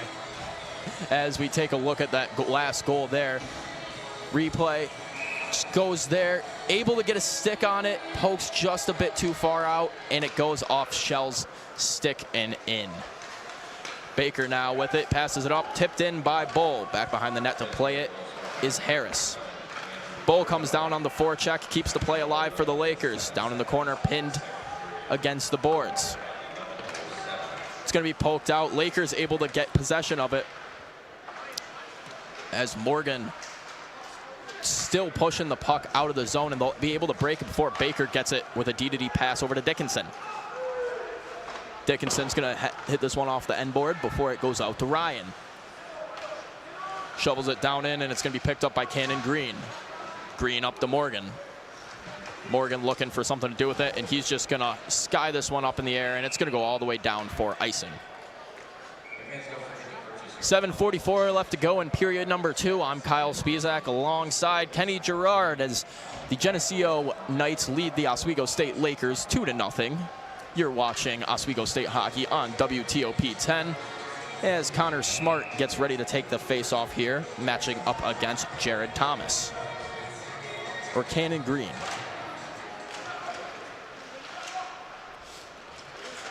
Won by the Lakers. Smart's back behind the net battling for it before Morgan gets it. Morgan's going to try to chip that one out, and picked up in the middle of the ice by Addison. Addison wraps that one around the boards. On the other side to receive it was McQuaid. Quickly chipped out by Geneseo. No icing called. It was called off by the back official, and it was called icing by the front official. A little bit of a miscommunication there, but nonetheless, the blow of the whistle means the face-off will return to Geneseo's defensive end. You know, so far, Kyle, tonight's game has given me a little deja vu from the last time these two teams met up. Last time they met up in the Deb, Oswego went down 3-0 going out of the second period, currently down 2-0. And Oswego came back in that third and final period, tied it up, and brought it to OT. Oswego trying to not have that happen and prevent that even being a possibility. They're trying to make something happen here with 7:21 to go.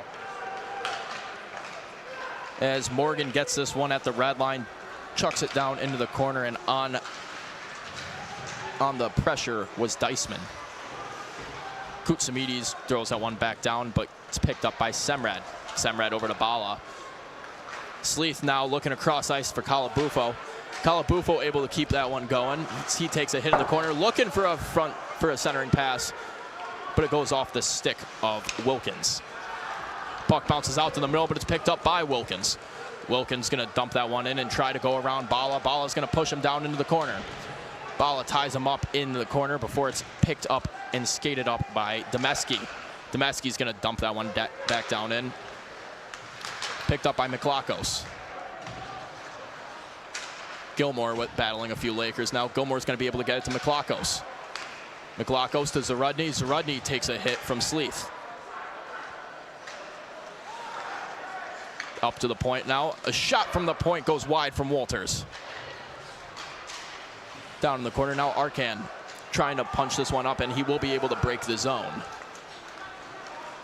Picked up now by Walters. Walters at the red line. He's going to keep skating it in himself, gets it to blue line, and then dumps it in. Geneseo's going to go for a line change as Francis looks for something to do with the puck. Gato's got it now, and he tries to cut across the center of the ice. And Geneseo manages to stay on line. Raybom with it now. Raybom with a backhander. Goes in front of Shell, but never makes contact. Flack trying to chip it around a player now, and Flax takes a dive, but he's able to get it. Gato trying to do too much. Shot doesn't get off of his stick. Now, Bo coming along the top of the circle. He's going to pass it off to Warmouth. Warmouth lines up. He takes the slapper, and it's stuffed down by Adam Harris. Adam Harris has been fantastic tonight. We see it every single time. Doesn't matter where it's coming from or how fast it's coming. He's right there. His puck awareness has been fantastic tonight. He's locking down any shot that seems to creep through the Geneseo defense. And Geneseo's defense has been great as well. As I had mentioned, they're making plenty of pokes. They're intercepting the puck, and they're just not giving Oswego any room to breathe. They may be close in shot count, 20-21 right now, but they're not getting any opportunities to actually get it in between the pipes. A lot of the Oswego shots coming from outside of the face-off dots. Low shooting percentage. It's an opportunity. There goes in the middle. Francis, left-handed, couldn't get around on that one quick enough. And just offsides on that one was Shane Bull. Even though he was escaping the zone, he still touched it while he was in the offsides. Ever so close, but just a little bit too far over the blue line, and the ref sees that one every single time, and that was definitely going to be called. But as you had said, yeah, plenty of the shots are coming outside of the faceoff box. They're not getting any shots down low as Geneseo's crashing down and not giving them the opportunity. Oswego's shots are just many, many long shots tonight. And Francis gets that one after the intentional offsides face-off location. Now Fleck the other way, and Bull has it down in the middle. Bull couldn't collect that one, bounced off his stick up into his body. Coming down the other way now is Fenderstock. Fenderstock gets pickpocketed, and Warmouth has it now. Warmouth's going to get up to Flack. It's a 2-on-1 opportunity. It's Flack and Bull. Flack gets it to Bull, and Bull gets a shot up, but it goes too wide. Goes out of the zone. Now Ryan has to skate with Morgan. Ryan's going to be able to get that one before Morgan can catch up to him and break the zone. Kutsamidi's stick gets shredded in half before Shell gets it, and then tries to chip it up to Noah Bull. Bull's going to throw it back down into his zone to Dickinson, give him a little bit more space and something to do with it. Fires it high off the glass, going to go all the way down to Geneseo zone, but it's picked up by Zarudny. Zarudny's going to get it up the boards before Bull gets in. Bull and Zarudny, the two 12s, go into the boards together as they're still stuck on each other right now. Rocco going to punch that one down low to Bull again. And going down to help out was Rocco. Rocco with it once again in the corner. He's going to look for Bull behind the net once more. Rocco joining on the forecheck before it's picked up by Zarudny. Back behind their own net now is Alex Wilkins. As Lakers are going to elect to get a line change here, get some fresh legs on the ice as it goes over to Zarudny. Zarudny trying to stretch the ice all the way down to Gilmore, but he couldn't collect it. Now it's picked up by McQuaid. McQuaid with a shot there and a glove save by Harris, able to shut that one down. What a beautiful save there by Harris. He's been excellent all night long. Any shot coming his way, he just seems to know where the puck is. He's almost like he's a magician or a mind reader. He knows where it's going, and he snags it. We'll take a look at the replay of it here. He's moving around. Here comes the shot. And he just gets the save and not allowing anything to get by him tonight. And we're looking for another faceoff. And right off the faceoff, a quick shot from McQuaid that gets blocked away. Back down into the corner now. Smart facing off against Pullman. Coming down now with a little bit of speed. Thomas looking across ice, trying to connect with Miklakos. McLachos, McQuaid battling for the puck along the half boards, and Andriaki hits it off the boards. It's going to go all the way down, but not all the way, as icing is waved off. Smart on the forecheck. He takes a shoulder from Walters, hits the ice. Walters gets it to McLachos. McLachos gets it around, trying to center pass, but it gets blocked by McQuaid. McQuaid tries to chip this one up, fans on it. Thomas has it now at the high slot, shoots it, deflected off an Oswego stick into the netting, face-off in Oswego zone. Yeah, and Geneseo looking great right now, like a well-oiled machine. Their communication on the ice has been superb. I mean, there's not much better. They know what they're doing, and it's very evident. They just are communicating on the ice. They're looking, they're doing whatever they got to do. Their plays are working, and they just seem to be super well connected right now. While Oswego seems to be a little bit more skirmish, it seems to not really have it all together right now, and they need to seem to get their communication up and slow things down. And 2:47 left to go in period number 2 of play. The Geneseo Knights lead the Lakers 2-0. As Fenner's Koutsamides gets it down in the corner, chips it up the ice. Now skating down with it is Bruno. Raybaum looking for it, but couldn't connect on it. As flipped across the ice to Calabufo. Calabufo gets an edge on DeFazio. Calabufo with a chance. Oh, she shoots. He loses. Harris loses that one. Had no idea where it was. Was stuck in the blocker, but he's able to freeze that one. 2:19 left to go in period number 2. And Kenny, we're entering the garbage time minutes of the period. What do the Lakers have to do to try to leave this period with at least one goal on the board? Well, they can't look at it as garbage time. They got to look at it as game time. They're down 2-0 right now with 2:19 to go.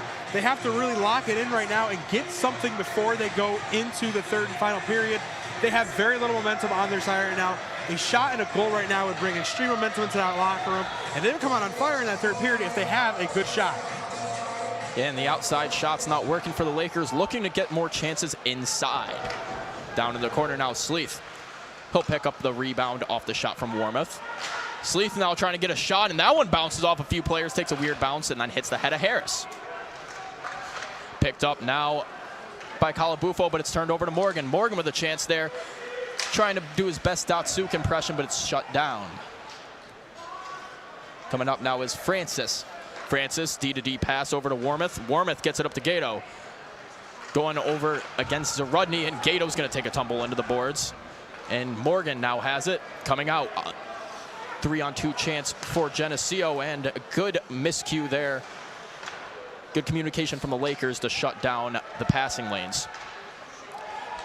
Good opening pass over to Francis, who has a lot of ice ahead of him. Can't collect the puck, though.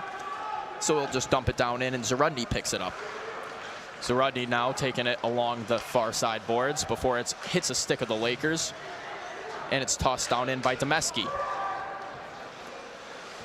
Baker behind the net does a dangerous pass to Gato, but it'll clear the zone, and Geneseo will have to regroup in their own zone. Coming up now is Pullman. Pullman gets across the red line, chases his own entry down into the corner before it's picked up by Baker. Baker gets an opportunity there for Koutsamides, but it gets blocked away by Shell on the wraparound chance. Picked up by Deisman. Deisman gonna dump that one in once he gets the red line. Shell back behind the net to play it. 37 left to go in period number 2. Baker coming out now. He's gonna get hooked, and they are gonna call that one. The delayed penalty is on. Shell will come to the bench, and the Lakers have 6 men on the ice now. Dickinson has it at the point. It gets lost in his skates, and they're gonna call that dead with 18.3 left to go in the second period. The Lakers will find themselves a man up, as going to the penalty box will be Stefan McLachos, picking up another penalty in this contest. 2 minutes for hooking, and the Lakers 18 seconds to try to put something on the board before the end of the period. Yeah, 18 seconds doesn't sound like a long time, but if you're the Lakers, you don't want to get too comfortable knowing you're going into the next period on a power play. You want to capitalize on opportunity now in the second period to give you guys some momentum going into that locker room. And Bull ties up on the face-off. Puck still tied up in Bull's skates. Morgan tries to get one off, but with 10 seconds left to go, it's a shot for the point for Flack, and he nails the post. Dickinson with a second shot opportunity. It's in front, another shot, and the Lakers are getting opportunities, and Geneseo's pushing a player into the net. A lot of pushing going on as Flack goes in and just gives one of them a hug at the end of it all. A little friendly hug at the end of all that. As we take a look at the replay here, play just gets put dead, and then Flack with a shot there, bings it right off the post, out to Dickinson again. He gets a shot, gets blocked, and a rebound chance. And that's what the Lakers have been looking for, chances like that. They're looking for those second shot opportunities. They found one, and they almost capitalized off it, but not quite. 4.6 to go. As Bulls taking the face off, trying to win this one back real quick. Arkin has it in the corner, and it's just going to be drained out for the remainder of the period as the buzzer blows and period number 2 comes to a close here in the Deborah F. Stanley Ice Arena. The Geneseo Ice Knights lead the Oswego State Lakers by a score of 2-0. Shots 24 in favor of the Lakers, 22 for Geneseo. When we come back in the third period, the Lakers will have a minute 42 power play, Kenny. How important is it for them right out of the gates? Obviously, getting a huge goal there at the end would have been a huge confidence booster. Really get things going into period number 3. Reinvigorate them, get that life back in the team. But now that they have this power play that's going to lay over into period number 3, how important is it them to set the tone immediately out of the gates next period? Well, you're not quite hitting the panic button yet if you're Oswego, but you can really keep that panic button stored away in the closet if you come up and you make this opportunity count. They have been dead on all their opportunities, not getting anything in between the pipes. And to come out hot and on fire, use the power play to their advantage, get a shot in, get some momentum on their side, and get them rolling, they have a good opportunity to come out and score again and tie this game up and maybe take the win.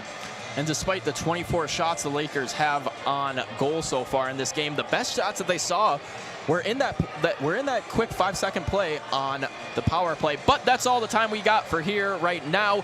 We're going to send it to break. When we come back, the intermission report will take you away and give you more in-depth details on the game.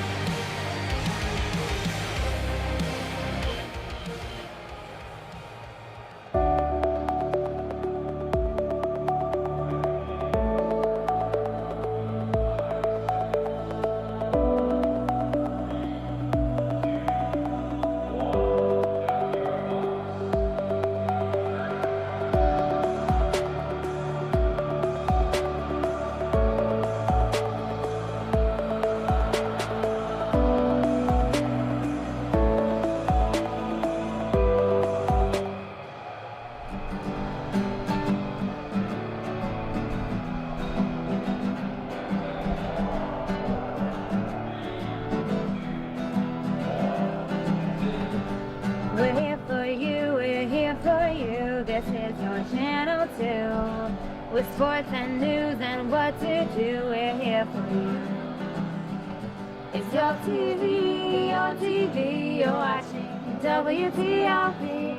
Your TV, thanks for watching WTLP.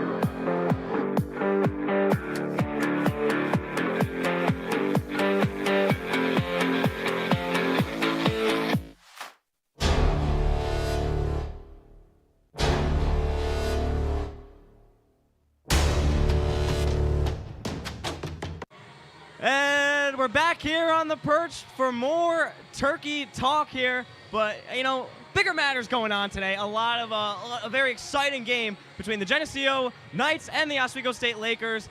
2-0 is the score. I'm still Matt Shermina, and next to me are still the guys from Laker Connections. We're going to talk Laker Connections a little bit, not to spoil too much. Ooh, I'm ready.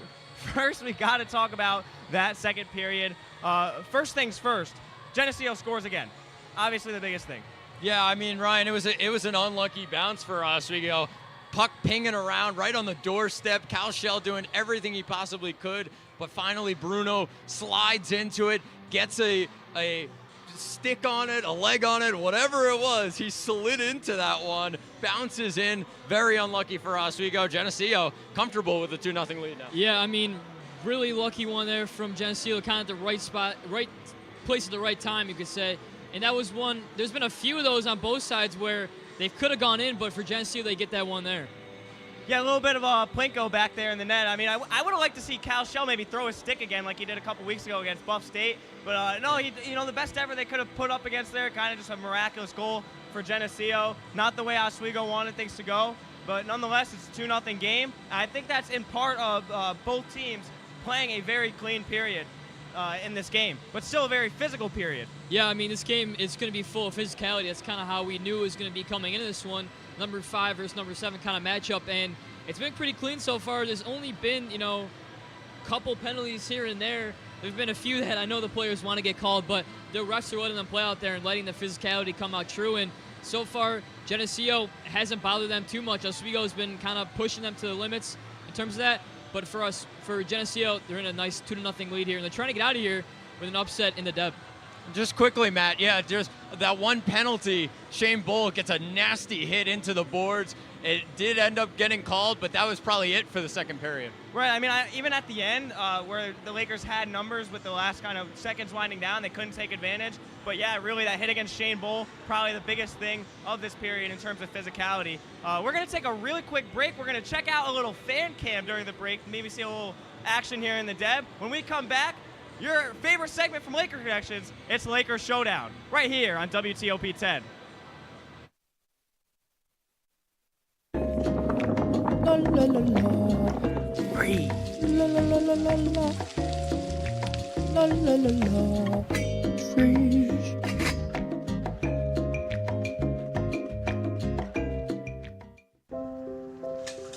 I want to eat apples and bananas. I need to eat apples and bananas. Why can't I eat apples and bananas?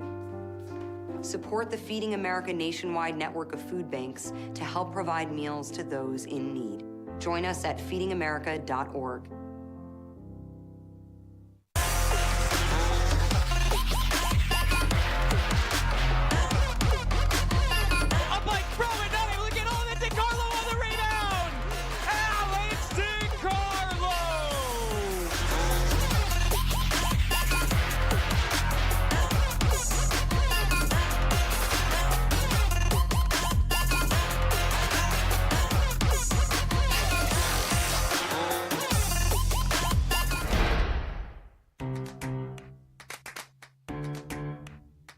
We'll deep dive into our feelings in our Real Talk segment. Stay tuned because it's about to get real.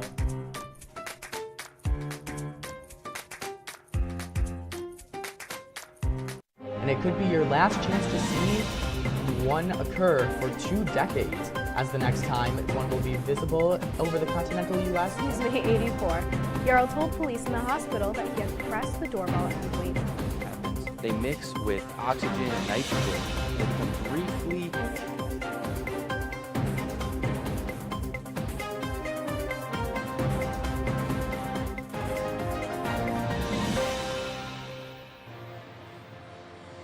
In just a couple minutes, one of these teams is going to go into the final period to bring home the gravy. But before we do that, a little bit of Lakers showdown here on the perch.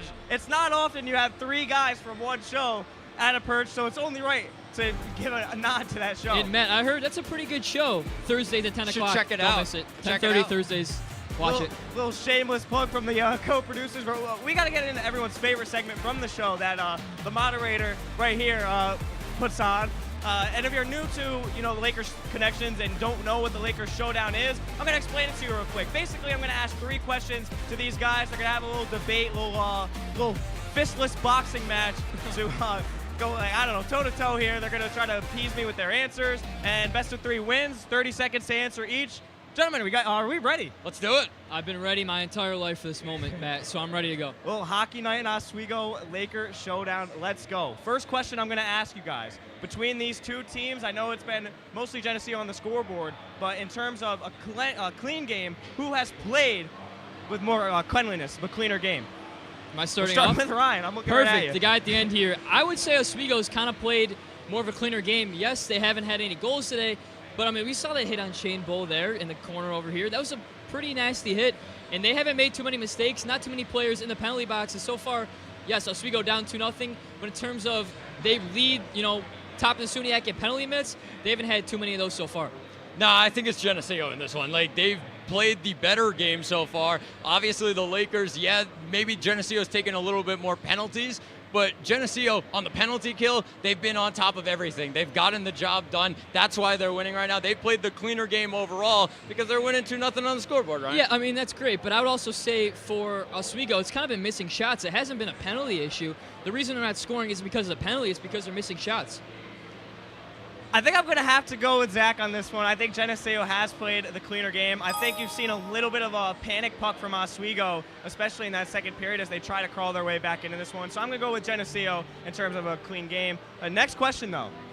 Two really, really good performances from either goalie. Who's been the more impressive goalie? Zach, we'll come to you with this one. Yeah, I'm going with Cal Shell, and yes, it's 2-0 on the scoreboard, but Cal Shell has come in, a couple games missed from injury. He's been really strong. Like, they did not have an opportunity on really either goal. Peter Morgan with a wicked wrist shot past him, but then the second one, he did everything he possibly could. He's been stronger. The bigger opportunities have gone, I think, to Geneseo on the break, and I think he's been rock solid for all of them. I'm going to have to go with Harris for Geneseo. Yes, he's playing a great game today. He hasn't given up anything at all in the goal category. There's been a lot of shots for Oswego. I mentioned a lot of ricochet shots. Those could be easy goals for Oswego, but he's been everywhere tonight. He's been being great behind the net and making big plays when he really needs to. I don't know, man. I'm going with Shell I would say, I don't know, Harris has been great all night. Cal Shell, as a Shell, guy we weren't even sure if he was going to start, he's been great all night. I think it's Harris. I really do. I mean, you look at the scoreboard. Shell has done a great job with most of the opportunities, but some miraculous goals. I don't want to discredit Shell because he has played a great game, but I have to give Harris the credit. I mean, he's been outstanding between the pipes. Overall, a clean game for him, a great game for him, and he's got to be feeling good about this one moving on into the third period.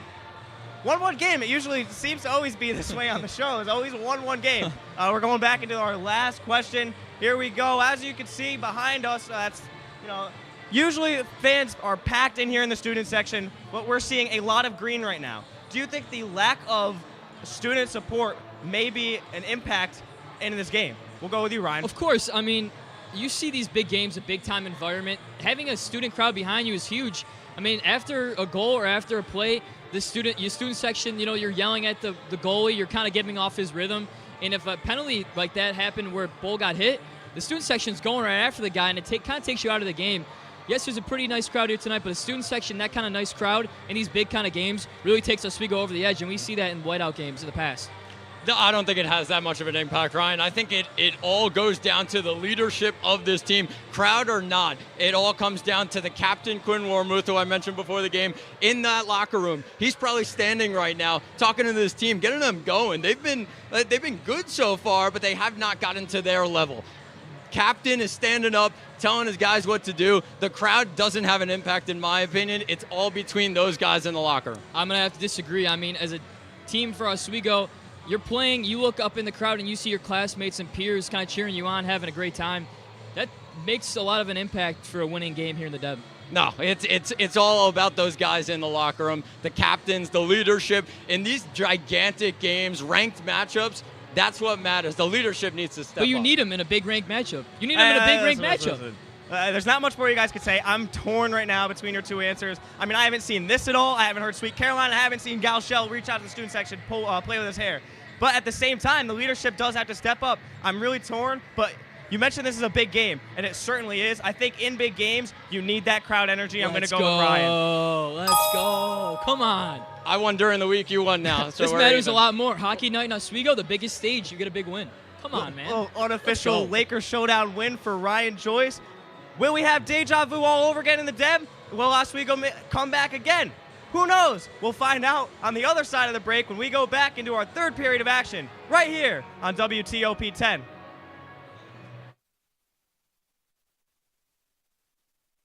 La la la la. Breathe. la la la la la la. La la la la. Freeze.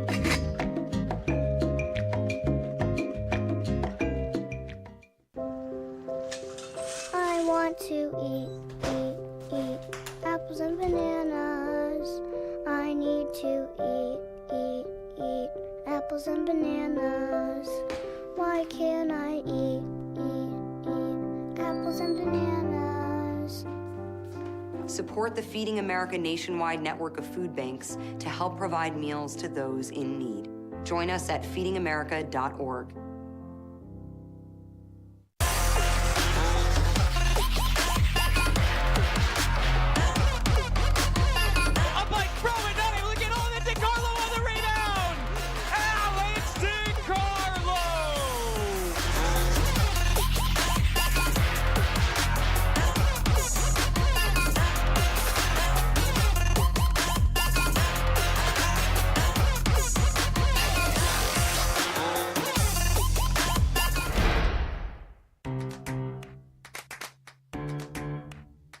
We'll deep dive into our feelings in our Real Talk segment. Stay tuned because it's about to get real.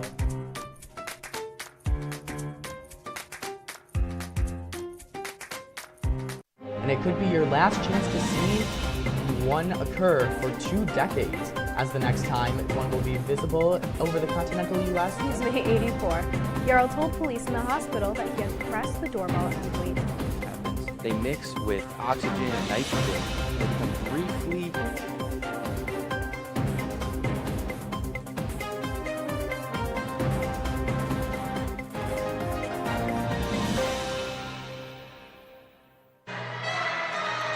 And welcome back into the Deborah F. Stanley Ice Arena as we are moments away from Period 3 action getting started between the Oswego State Lakers and the Geneseo Knights. I'm Kyle Spizak alongside Kenny Gerard. And Kenny, the Lakers had a bit of a chance there at the end of period number 2, weren't able to find the back of the net, but they have a power play for the next minute 42 in this game.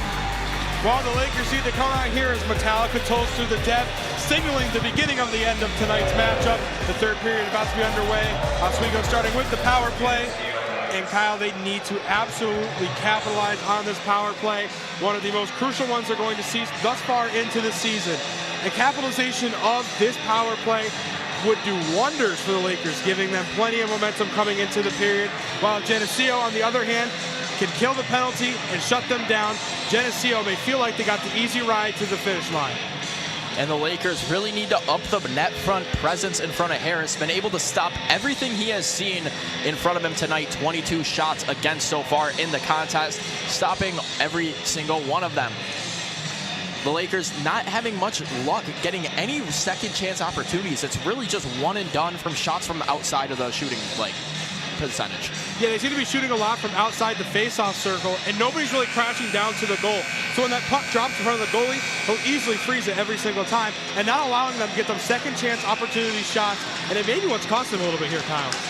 And Koutsoumides wins that face-off right away for the Knights as they try to ice it all the way down, but Flack drops back to pick that one up. Flack drops now down to Dickinson, who's going to skate it up and get the red line back to Flack.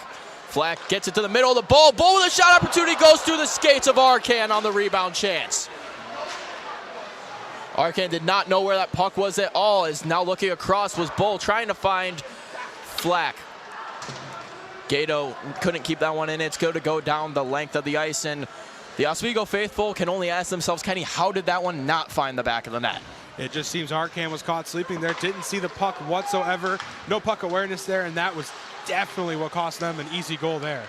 Arkan with it again alongside the near boards.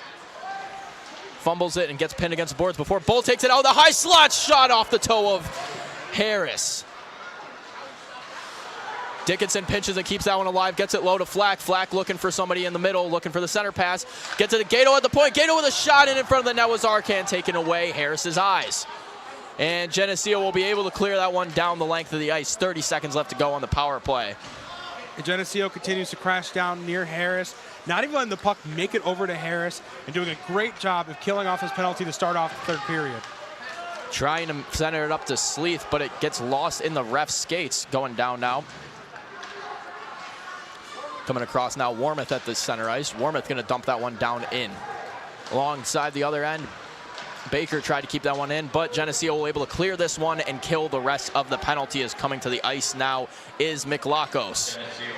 Miklakos will join the ice. Sleeth now with the pass, getting it up to Rocco. Rocco along the far side, trying to center it back to Sleeth, but couldn't happen. Smacked away by a defender, but it lands on the ref as Calabufo is going to pick that one up. Calabufo gets pushed into the boards and tries to go up to Baker before it's cleared. Warmouth in a battle with Miklakos. Going into the corner, Warmouth is going to pin Miklakos against the boards. Behind the net now, Baker.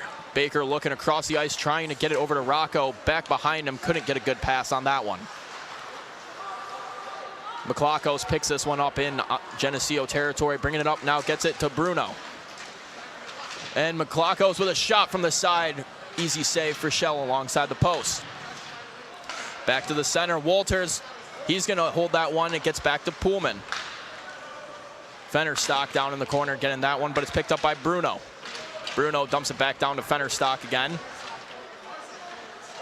And Baker, or Smart, battling against Fennerstock. Shell's going to freeze this one as it gets punt out to him. And the Lakers will have a face-off in their own zone. And Geneseo doing what they need to do, chewing clock, keeping the puck in Oswego territory, not allowing it to sit in the neutral zone for long, and, well, not really sit in their territory at all. Killed the penalty off quick, and so far playing lockdown defense and just not allowing the puck to go anywhere in Oswego's favor.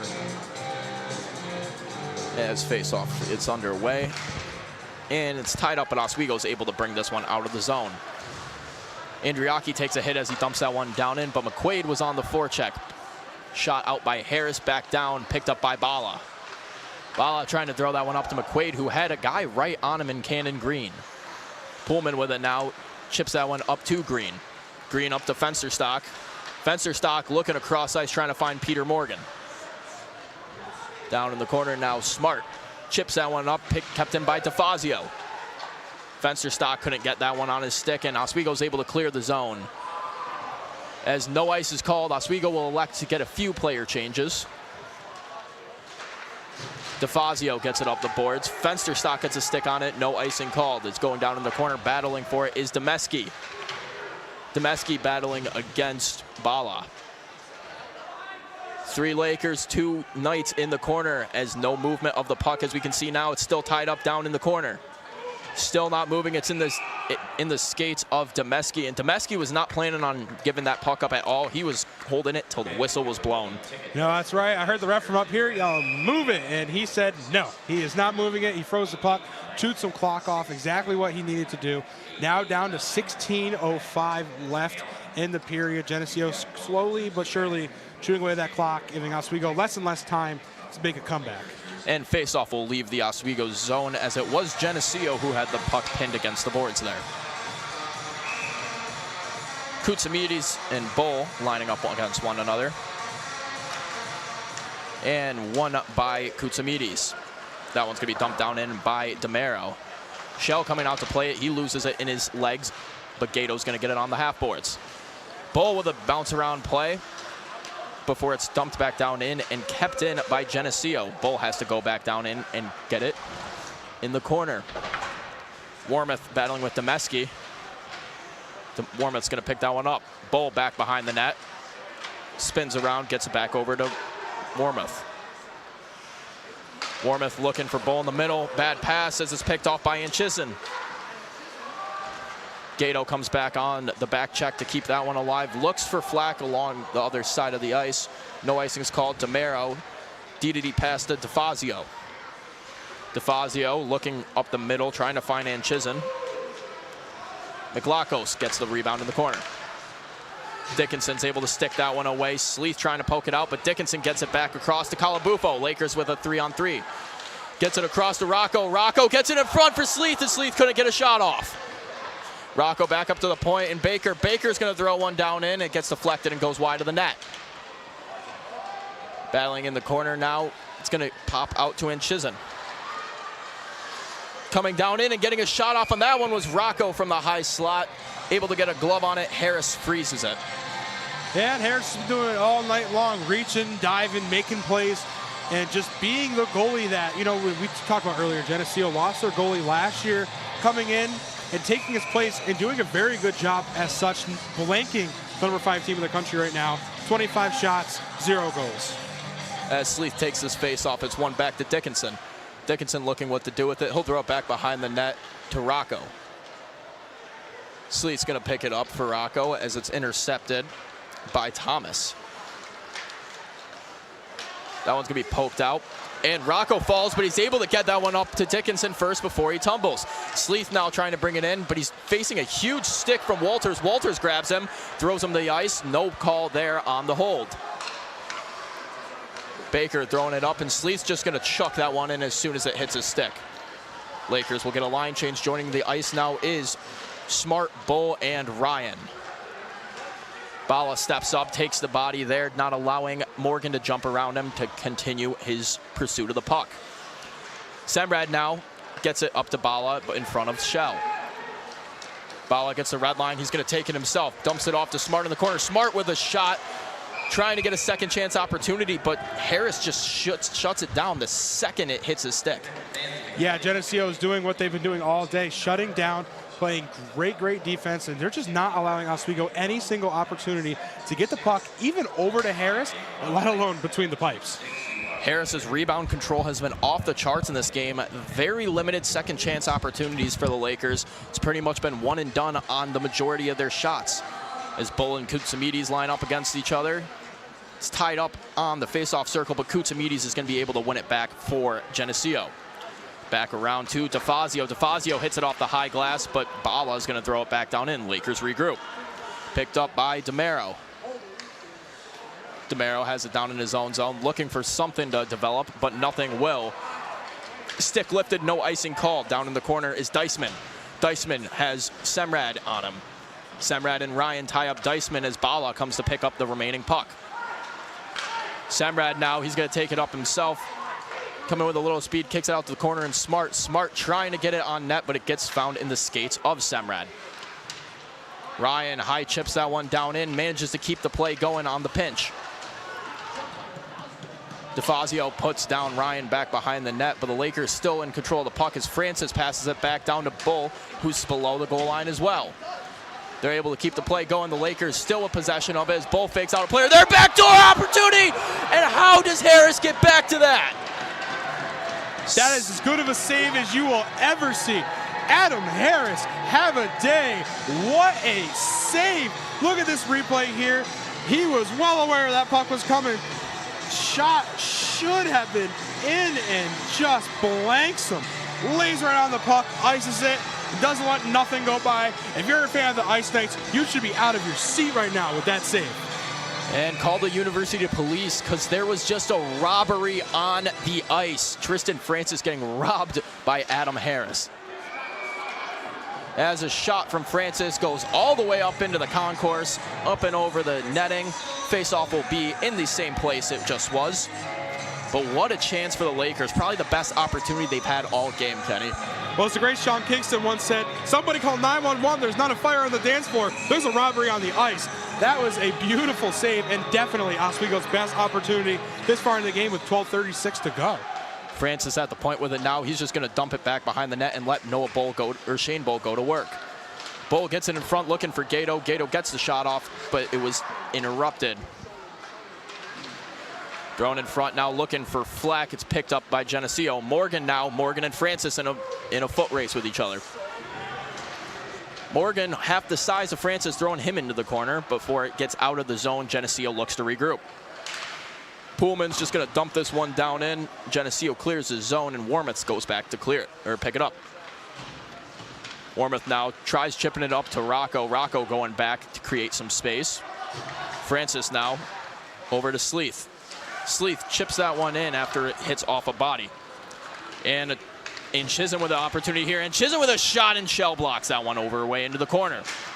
Rocco now trying to get it down into Geneseo's zone, but Walters gets it and throws it off the high glass. And the ref calls it offsides after it hits him and stays in, but the Lakers are able to get off. And Baker with a shot now. Goes wide, picked up behind the net by Rocco, the St. Cloud transfer. Rocco throws it back down in the corner, was hoping somebody would be there, but Walters picks it up. Calabufo gets in the way of the pass there before it tries getting it to Rocco. Back behind the net, Sleeth going for it. Sleeth will chase this one up the high boards and go to the top of the zone. He's at the point, tries to shoot from the point, and whiffs on it twice, and now it's a 2-on-0 opportunity for Geneseo. Get it over to McLachos, and a block down save from Cal Shell. Lockdown save from Cal Shell there. A 2-on-0. McLachos tries to get the shot off.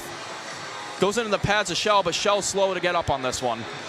Yeah, we're taking a look at the replay here of Shell laying it out on the line for his team. Shot comes. Here it is. He lays down, takes a shot to the head, and a beautiful save there by Shell. Good play on defense there to keep this game at only 2-0 with 10:54 to go. Great play by Shell. We have seen some excellent saves today for both Harris and Shell. If you appreciate goalie matchups, watch this game back. And Mitch Matlichillik coming down on the far side, passes it over to Stefan McLachos. Tries doing a forehand backhand. Shell able to cover both sides of the post with his pads. Then unfortunately Baker comes back, collapses into Shell. Stops the play, but no injuries occurred, so we continue play here in the Deb. Smart lining up against Thomas. And this will be a draw. Picked up by Semrad back behind the net. Semrad now has it, gets it up to Smart. Smart trying to chip it up to a winger, but no one was there to receive the pass. Raybaum now with it, trying to bring it up before it's picked off by Smart. Smart gets taken down in a delayed penalty, and Arcan nails the post on the pass. That is about 4 times in this game now the Lakers have had a perfect opportunity and just nail the post. I mean, we are seeing it hit the iron so often this game. It's almost unbelievable. If hitting the iron counted as a goal, Oswego would be up 4-2 right now. And we see the penalty called. But if you're Geneseo, you almost want to take that penalty. Geneseo's penalty kill has been locked down all night long, not allowing nothing to get by. It's almost smart if you're Geneseo to take this penalty to almost guarantee there's no way if Oswego can get by on their PK. And Dearmid DeMero with the penalty for the Ice Knights as the Lakers find themselves up a man for the next 2 minutes. Flack trying to get a shot. Morgan robs that one right out of his back pocket. Goes all the way back down the length of the ice. Dickinson picks it up behind the net. Dickinson with it now, passes it up the middle of the ice, trying to get Gato across, but it goes off the heel of his blade, and it'll be an easy freeze for Harris. But going back to that last play right there that we just saw, Kenny, going off the post, like you mentioned, just so many shots have gone off the post for the Lakers so far in this game. Seen 3 or 4 perfect chances, and they're just building brick houses out here. Yeah, it's really frustrating for the Lakers because you see all these opportunities, and it's hard to hit the post than it is to make a goal. So to be hitting the post the way they are, I'd be very frustrated. As Gato has this one down below the corner, he's going to get pushed down to the ice as Wilkins loses the stick. Arcan joining in on the battling now as there's 3 Lakers below the goal line.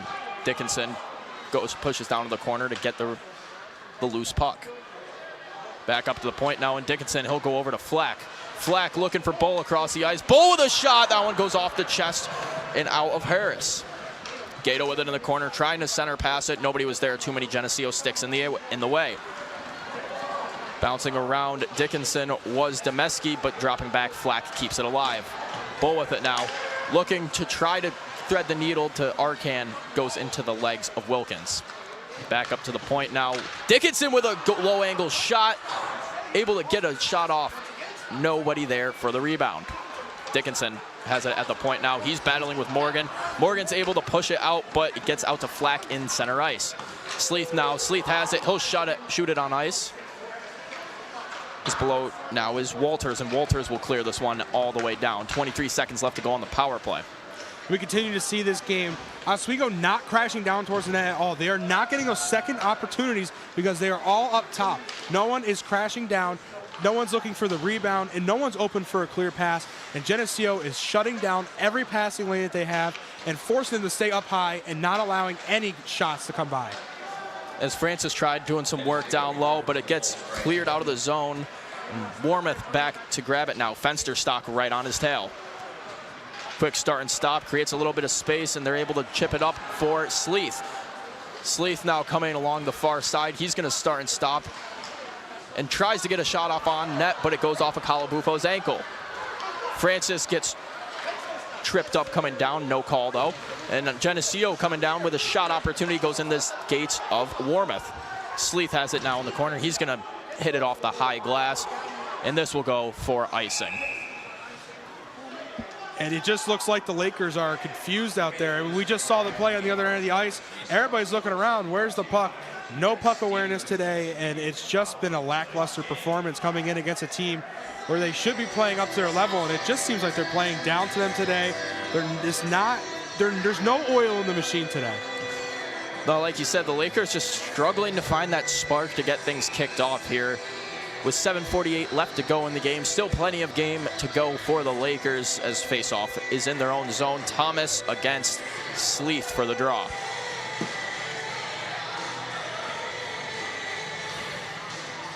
One back by Thomas. They get it to DeMero at the point. Chips down in the corner. Warmoth down in the corner battling with a couple Knights before it's brought back up by Bruno. Bruno gets it down to Thomas. Now Thomas gets it over to Raybaum. Raybaum trying to bring it up, and he falls, but they're going to call it a trip on the Lakers. So they'll find themselves down again for another 2 minutes, and Geneseo's dominant power play will return to the ice. Well, as they say, when it rains, it pours for the Lakers. And it's raining on the shores of Lake Ontario for them today. Another penalty called against a team with a 30.8 power play conversion percentage. It's just nothing's going right for them right now. Everything that can go wrong is going wrong. Calls are going against them. Plays are going against them. What can go wrong will go wrong for the Lakers right now. As Bull lines up for the faceoff against Koutsamides. Lakers trying to clear this out of the zone immediately upon puck drop.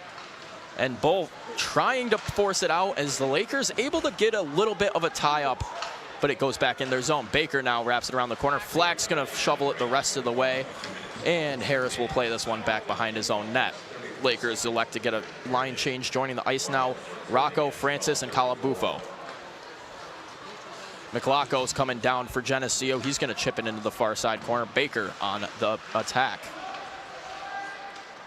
A lot of blue colored jerseys down in the corner.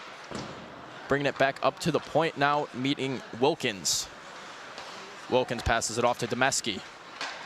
Back down into the corner to McLacos. Back to Wilkins. Passes off to Demeski. Demeski with a shot, hits a few bodies in the way, and it's still lost in front of Shell. Still loose, pucks all over the place. Nobody can get a grasp on it as Geneseo tries to get a shot off, and Rocco's able to get a stick on it and at least push it to the boards. Pass back up to the point now. Demeski with it at the point. Wilkins taking it across the blue line as he walks. Gets it over to Gilmore. Gilmore down low to Koutsamides.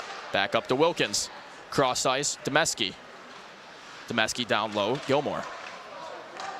Baker's going to be able to get there and break this one out of the zone off the stick of Wilkins down into Geneseo territory. 36 seconds left to go on the power play. What a good stop there by Oswego. Way to crash down with Shell and get the puck out of there when everybody was lost on where it was. Morgan gets the entry pass there, but immediately chased down to the corner by Bala. Bala still got the puck as it's tied up down in the corner. He's got Morgan pinned against the boards. Bala down on a knee. Goes out of the corner to an open Inchizan. Inchizan brings it along the blue line. Looking for a shot. He's going to circle back around, see what he can do. And Chisholm passes to Morgan. Morgan takes it along the top of the circles, going to the other side, trying to find something to do, and Flack's going to be able to pick this one up. And Bull wasn't looking for the pass there, and it's going to fly right by him, and it's going to go down for an icing. A perfect 3-on-1 chance for the Lakers, and unawareness botches it for them. It just seems to be the theme today. It's bad play by the Lakers. They are making these same mistakes that are elementary and should not be mistakes being made at this level by this team. A wide open opportunity wait for Flack to come on the ice, see the puck, get it over, and Bull was caught snapping on the ice, snoozing, and that's just never going to work out, and that just seems to be the name of the game. Oswego making some of the same mistakes over and over again. And a wise coach once told me, Kenny, you can't score a goal if your stick is in the air. That's right. You also can't score if you're caught sleeping. As faceoffs won by Geneseo, back up to the point to Walters. Walters with a shot, and Kitchell's going to freeze that one up quite easily.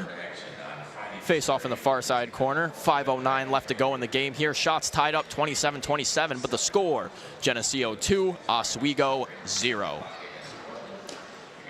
So we get ready for face-off in the far side corner. Green lining up for the Knights. McQuaid for the Lakers. And McQuaid wins this one back to Warmoth, who's going to chip it off the boards and trying to get it to Gato. He does. Gato's going to be able to get it down in the zone, but immediately a poke check stops it, and Geneseo's going to chip that one into the Oswego bench, so the face-off will go down into Geneseo territory. Little chip shot there into the bench to make sure everybody's paying attention to the game. Another face-off coming down in Geneseo territory, and Kyle, if you are Oswego now, you are hitting that panic button we were talking about earlier with 4:59 to go. You got to make something happen off this face-off. You have to score soon, and you have to score too fast, back-to-back. Can the Lakers do it? They have 5 minutes to find that out as Koutsamides ties up on the face-off, and it's picked up by Matchlet. Pushed down the rest of the way of the ice. Semrad's going to pick it up back behind the net. Semrad picks it up. Going to be poked up by McQuaid. McQuaid bringing it in himself, gets it to the face-off circle, trying to get a shot off. It gets poked away from him by Pullman. McQuaid bringing it back up again. He gets to the top of the face-off circle by himself. He's got an opportunity. Here he goes, back door, looking for Gato, and he misses on the shot. McQuaid gets it again, circling back to the top of the point, just skating around the zone on his own will. Semrad with it now, trying to find something to do, passes it up to Warmoth at the point. Warmoth tries to get a shot off, and that goes straight in the leg of Demeski. Gato gets tripped up there, and no penalty called there as he gets a stick to the legs and tumbles to the ice. Shell back behind the net now. He's going to stop this one. Semrad picks it up. And we're seeing more of those mistakes again from Oswego. Swing and a miss on a shot that could have been in. They have these opportunities being given to them, and they're just not capitalizing on anything that is coming their way. As down in the corner now, Calabufo has it, trying to work it toward the middle to Rocco, and Rocco takes a push from behind from McLakos. Baker chasing it back down. He's going to get it over to Dickinson. Dickinson up to Calabufo.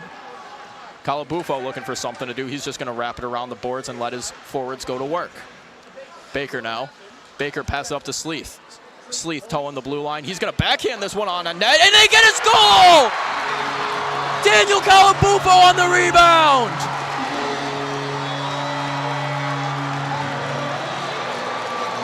And Calabufo breaks the seal for Oswego.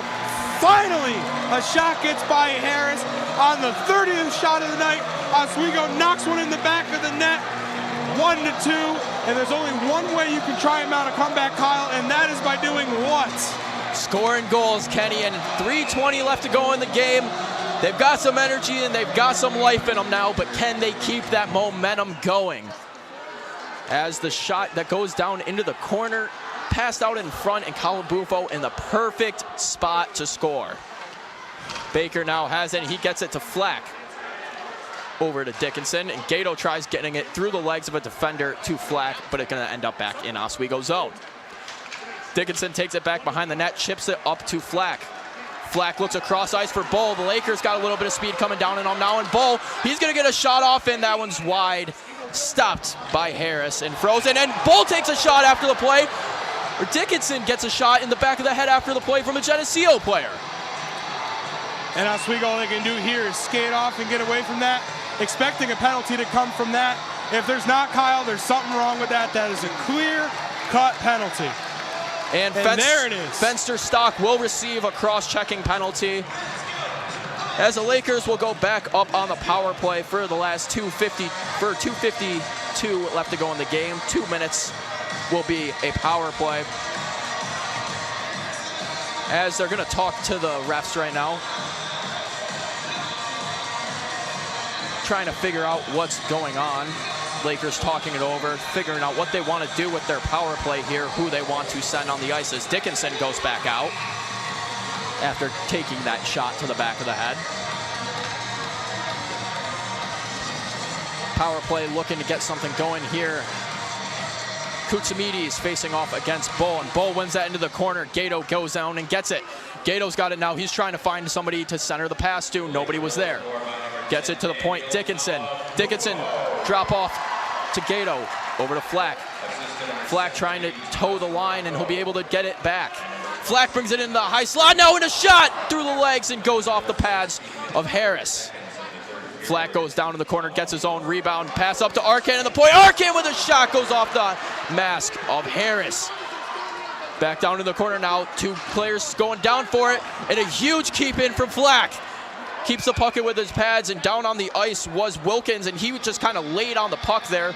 There was no chance for Oswego to get it. Face-off will be down in the defensive zone for Geneseo. As tensions are rising faster and faster, you can see Wilkins saying some words to somebody on the Oswego bench. Tensions are rising as we got a close game. It's a whole different game than it was 2 minutes ago, Kenny. A whole new game it is. Tensions rising on both sides. The Deb is beginning to rock.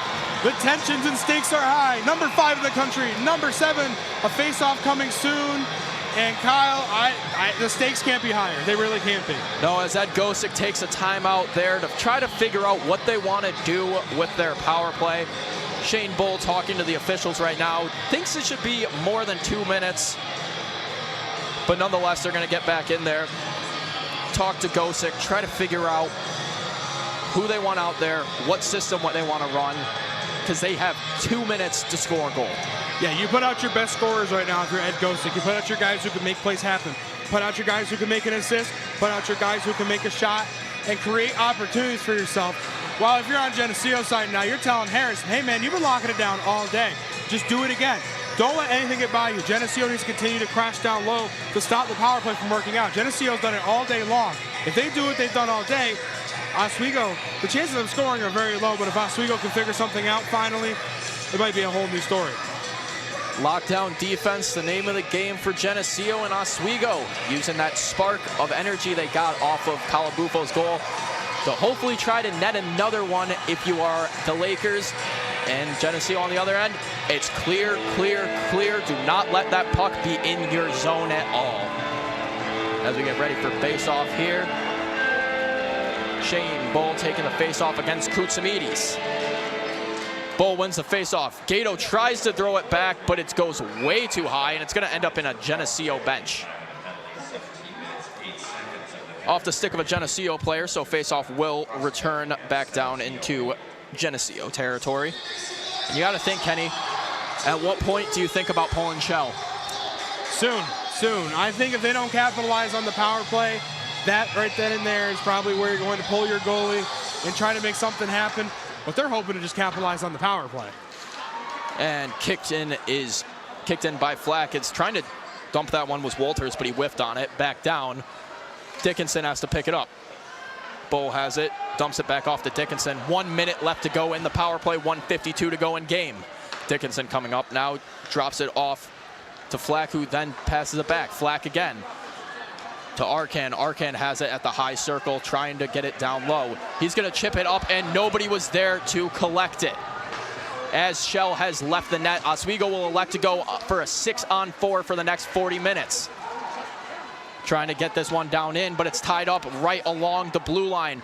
4 Laker jerseys, 2 Geneseo, and Geneseo's able to push it off. McLacho's with it now, but a diving stop by Dickinson keeps it going, and they're going to call a hand pass. I'm a bit confused on that call, as you cannot call a hand pass in the defensive zone. No, that is a very, very strange call. As you said, you don't call it in a defensive zone, so why that was called, I'm not quite sure. It did look like he got a little bit handsy with the puck, but again, in your defensive zone, that's not a call that you make very often, so a confusing call with 24 seconds left in the power play. Face-off coming in the Oswego zone. And Oswego puts Shell back in net for the face-off in their own zone. 24 seconds on the power play. You can expect Shell to vacate the net quite quickly after this face-off as soon as they enter the Geneseo zone. Bull wins the face-off. They get it down behind the net to Flack. Flack now leaving it off for Bull. Bull gets it across ice to Flack. Coming down with some speed. They're going to try to chip it down in. Goes off of Koutsamides and is able to make it down into the corner. Shell now coming over to the bench, and taking his spot will be Sleeth. Sleeth joins the ice. Picked up by McQuaid. Geneseo now even strength, and it's 6-on-5 with an empty net for the Lakers. 45 seconds to go. Back behind the net now Bull. Bull has it. Pass it up to the point in Sleeth. Sleeth now trying to create a misdirection, and a shot gets through the legs, but just stopped by Harris. Sleeth not able to keep that one in, but he pushes it back over the boards. 31 seconds left to go in the game. Gets it over to Flack. Flack back to Sleeth. Sleeth trying to bring it down in. He's going to dump that one in the corner. The Lakers need to get on their horse real quick if they want to turn things around. McQuaid looking in front for Bull. Couldn't connect on it. Gets it to Flack. Flack trying to throw a shot. It goes to McQuaid. They're able to punch at the corner. 10 seconds left to go. Trying to chip it all the way down the ice, but it was turned into a flop shot. Warmouth keeps it in.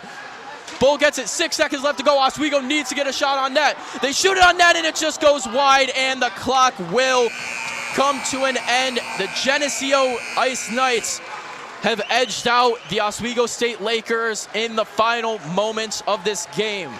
Final score 2-1. Shots 35 Oswego, 27 Geneseo, in a very tightly battled matchup, Kenny. Yeah, and it looks like Oswego woke up just a little bit too late. Sloppy play and a lot of mistakes from the Lakers today on the ice. They just looked like they weren't ready to face an opponent of Geneseo's caliber, and they came out sloppy. They ended off on a somewhat good note, but just couldn't finish it off. Just a few minutes too late to come back and wake things up. While Geneseo came in and did exactly what they needed to do. Forced Oswego to take bad shots on the outside of the face-off circle, not allowing Oswego to get any of the opportunities that have been working on their behalf this season so far. And now the number 7 Geneseo Ice Knights have defeated the number 5 Oswego State Lakers. And in a matchup that was expected to be very close, but like you said, Kenny, Oswego just got outworked throughout the whole course of the game. Started off slow, and that came back to bite them at the end of the game. Oswego known to be a third period team, a lot of third period comebacks, especially in the last 10 minutes of the third period. But if you want to beat teams that are on the same caliber level of you got to play the full 60, Kenny. No, exactly. You got to play the full game, the full 60 minutes if you want to beat a team of Geneseo's caliber, and today they did not. We saw about 10 minutes of solid play at the end of the third period, and that's not going to be enough to cut it.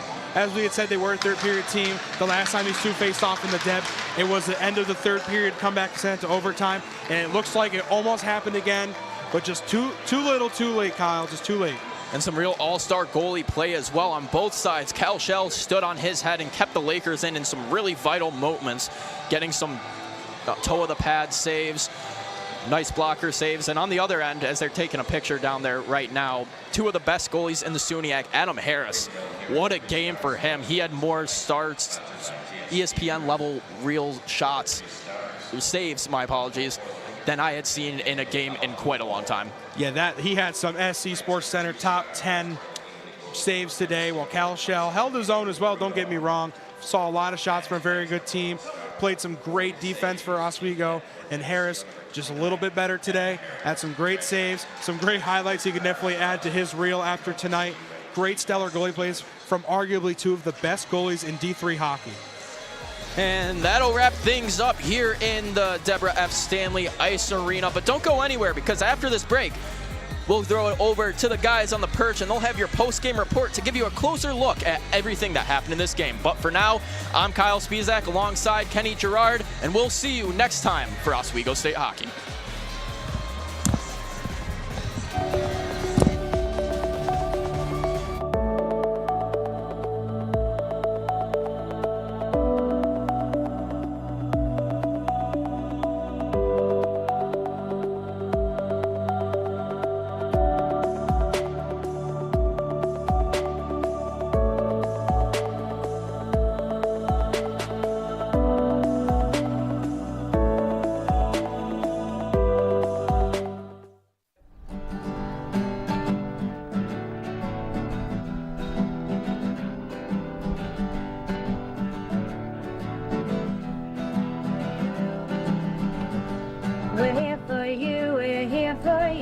This is your channel 2. With sports and news and what to do, we're here for you. It's your TV, you're watching WTLP. Your TV, thanks for watching WTLP.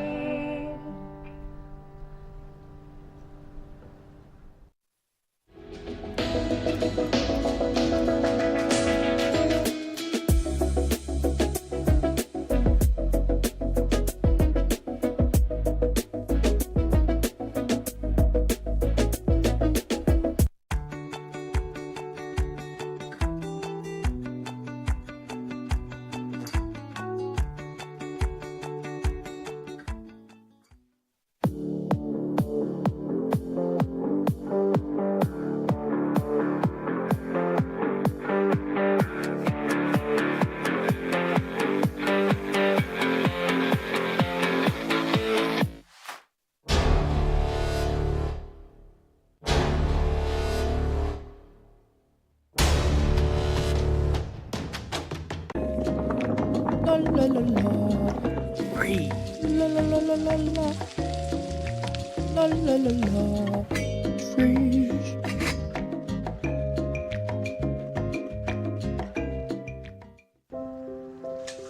I want to eat apples and bananas. I need to eat apples and bananas. Why can't I eat apples and bananas? Support the Feeding America nationwide network of food banks to help provide meals to those in need. Join us at feedingamerica.org.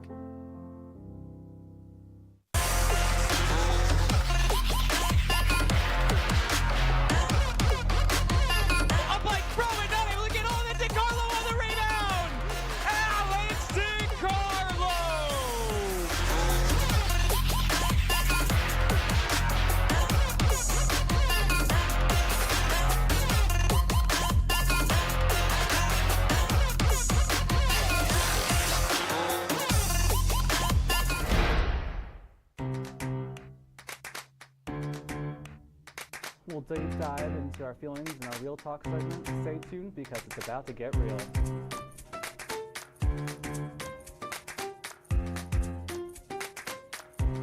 And it could be your last chance to see one occur for 2 decades, as the next time one will be visible over the continental U.S. He's May 84. Yarrow told police in the hospital that he had pressed the doorbell and waited. They mix with oxygen and nitrogen. They become briefly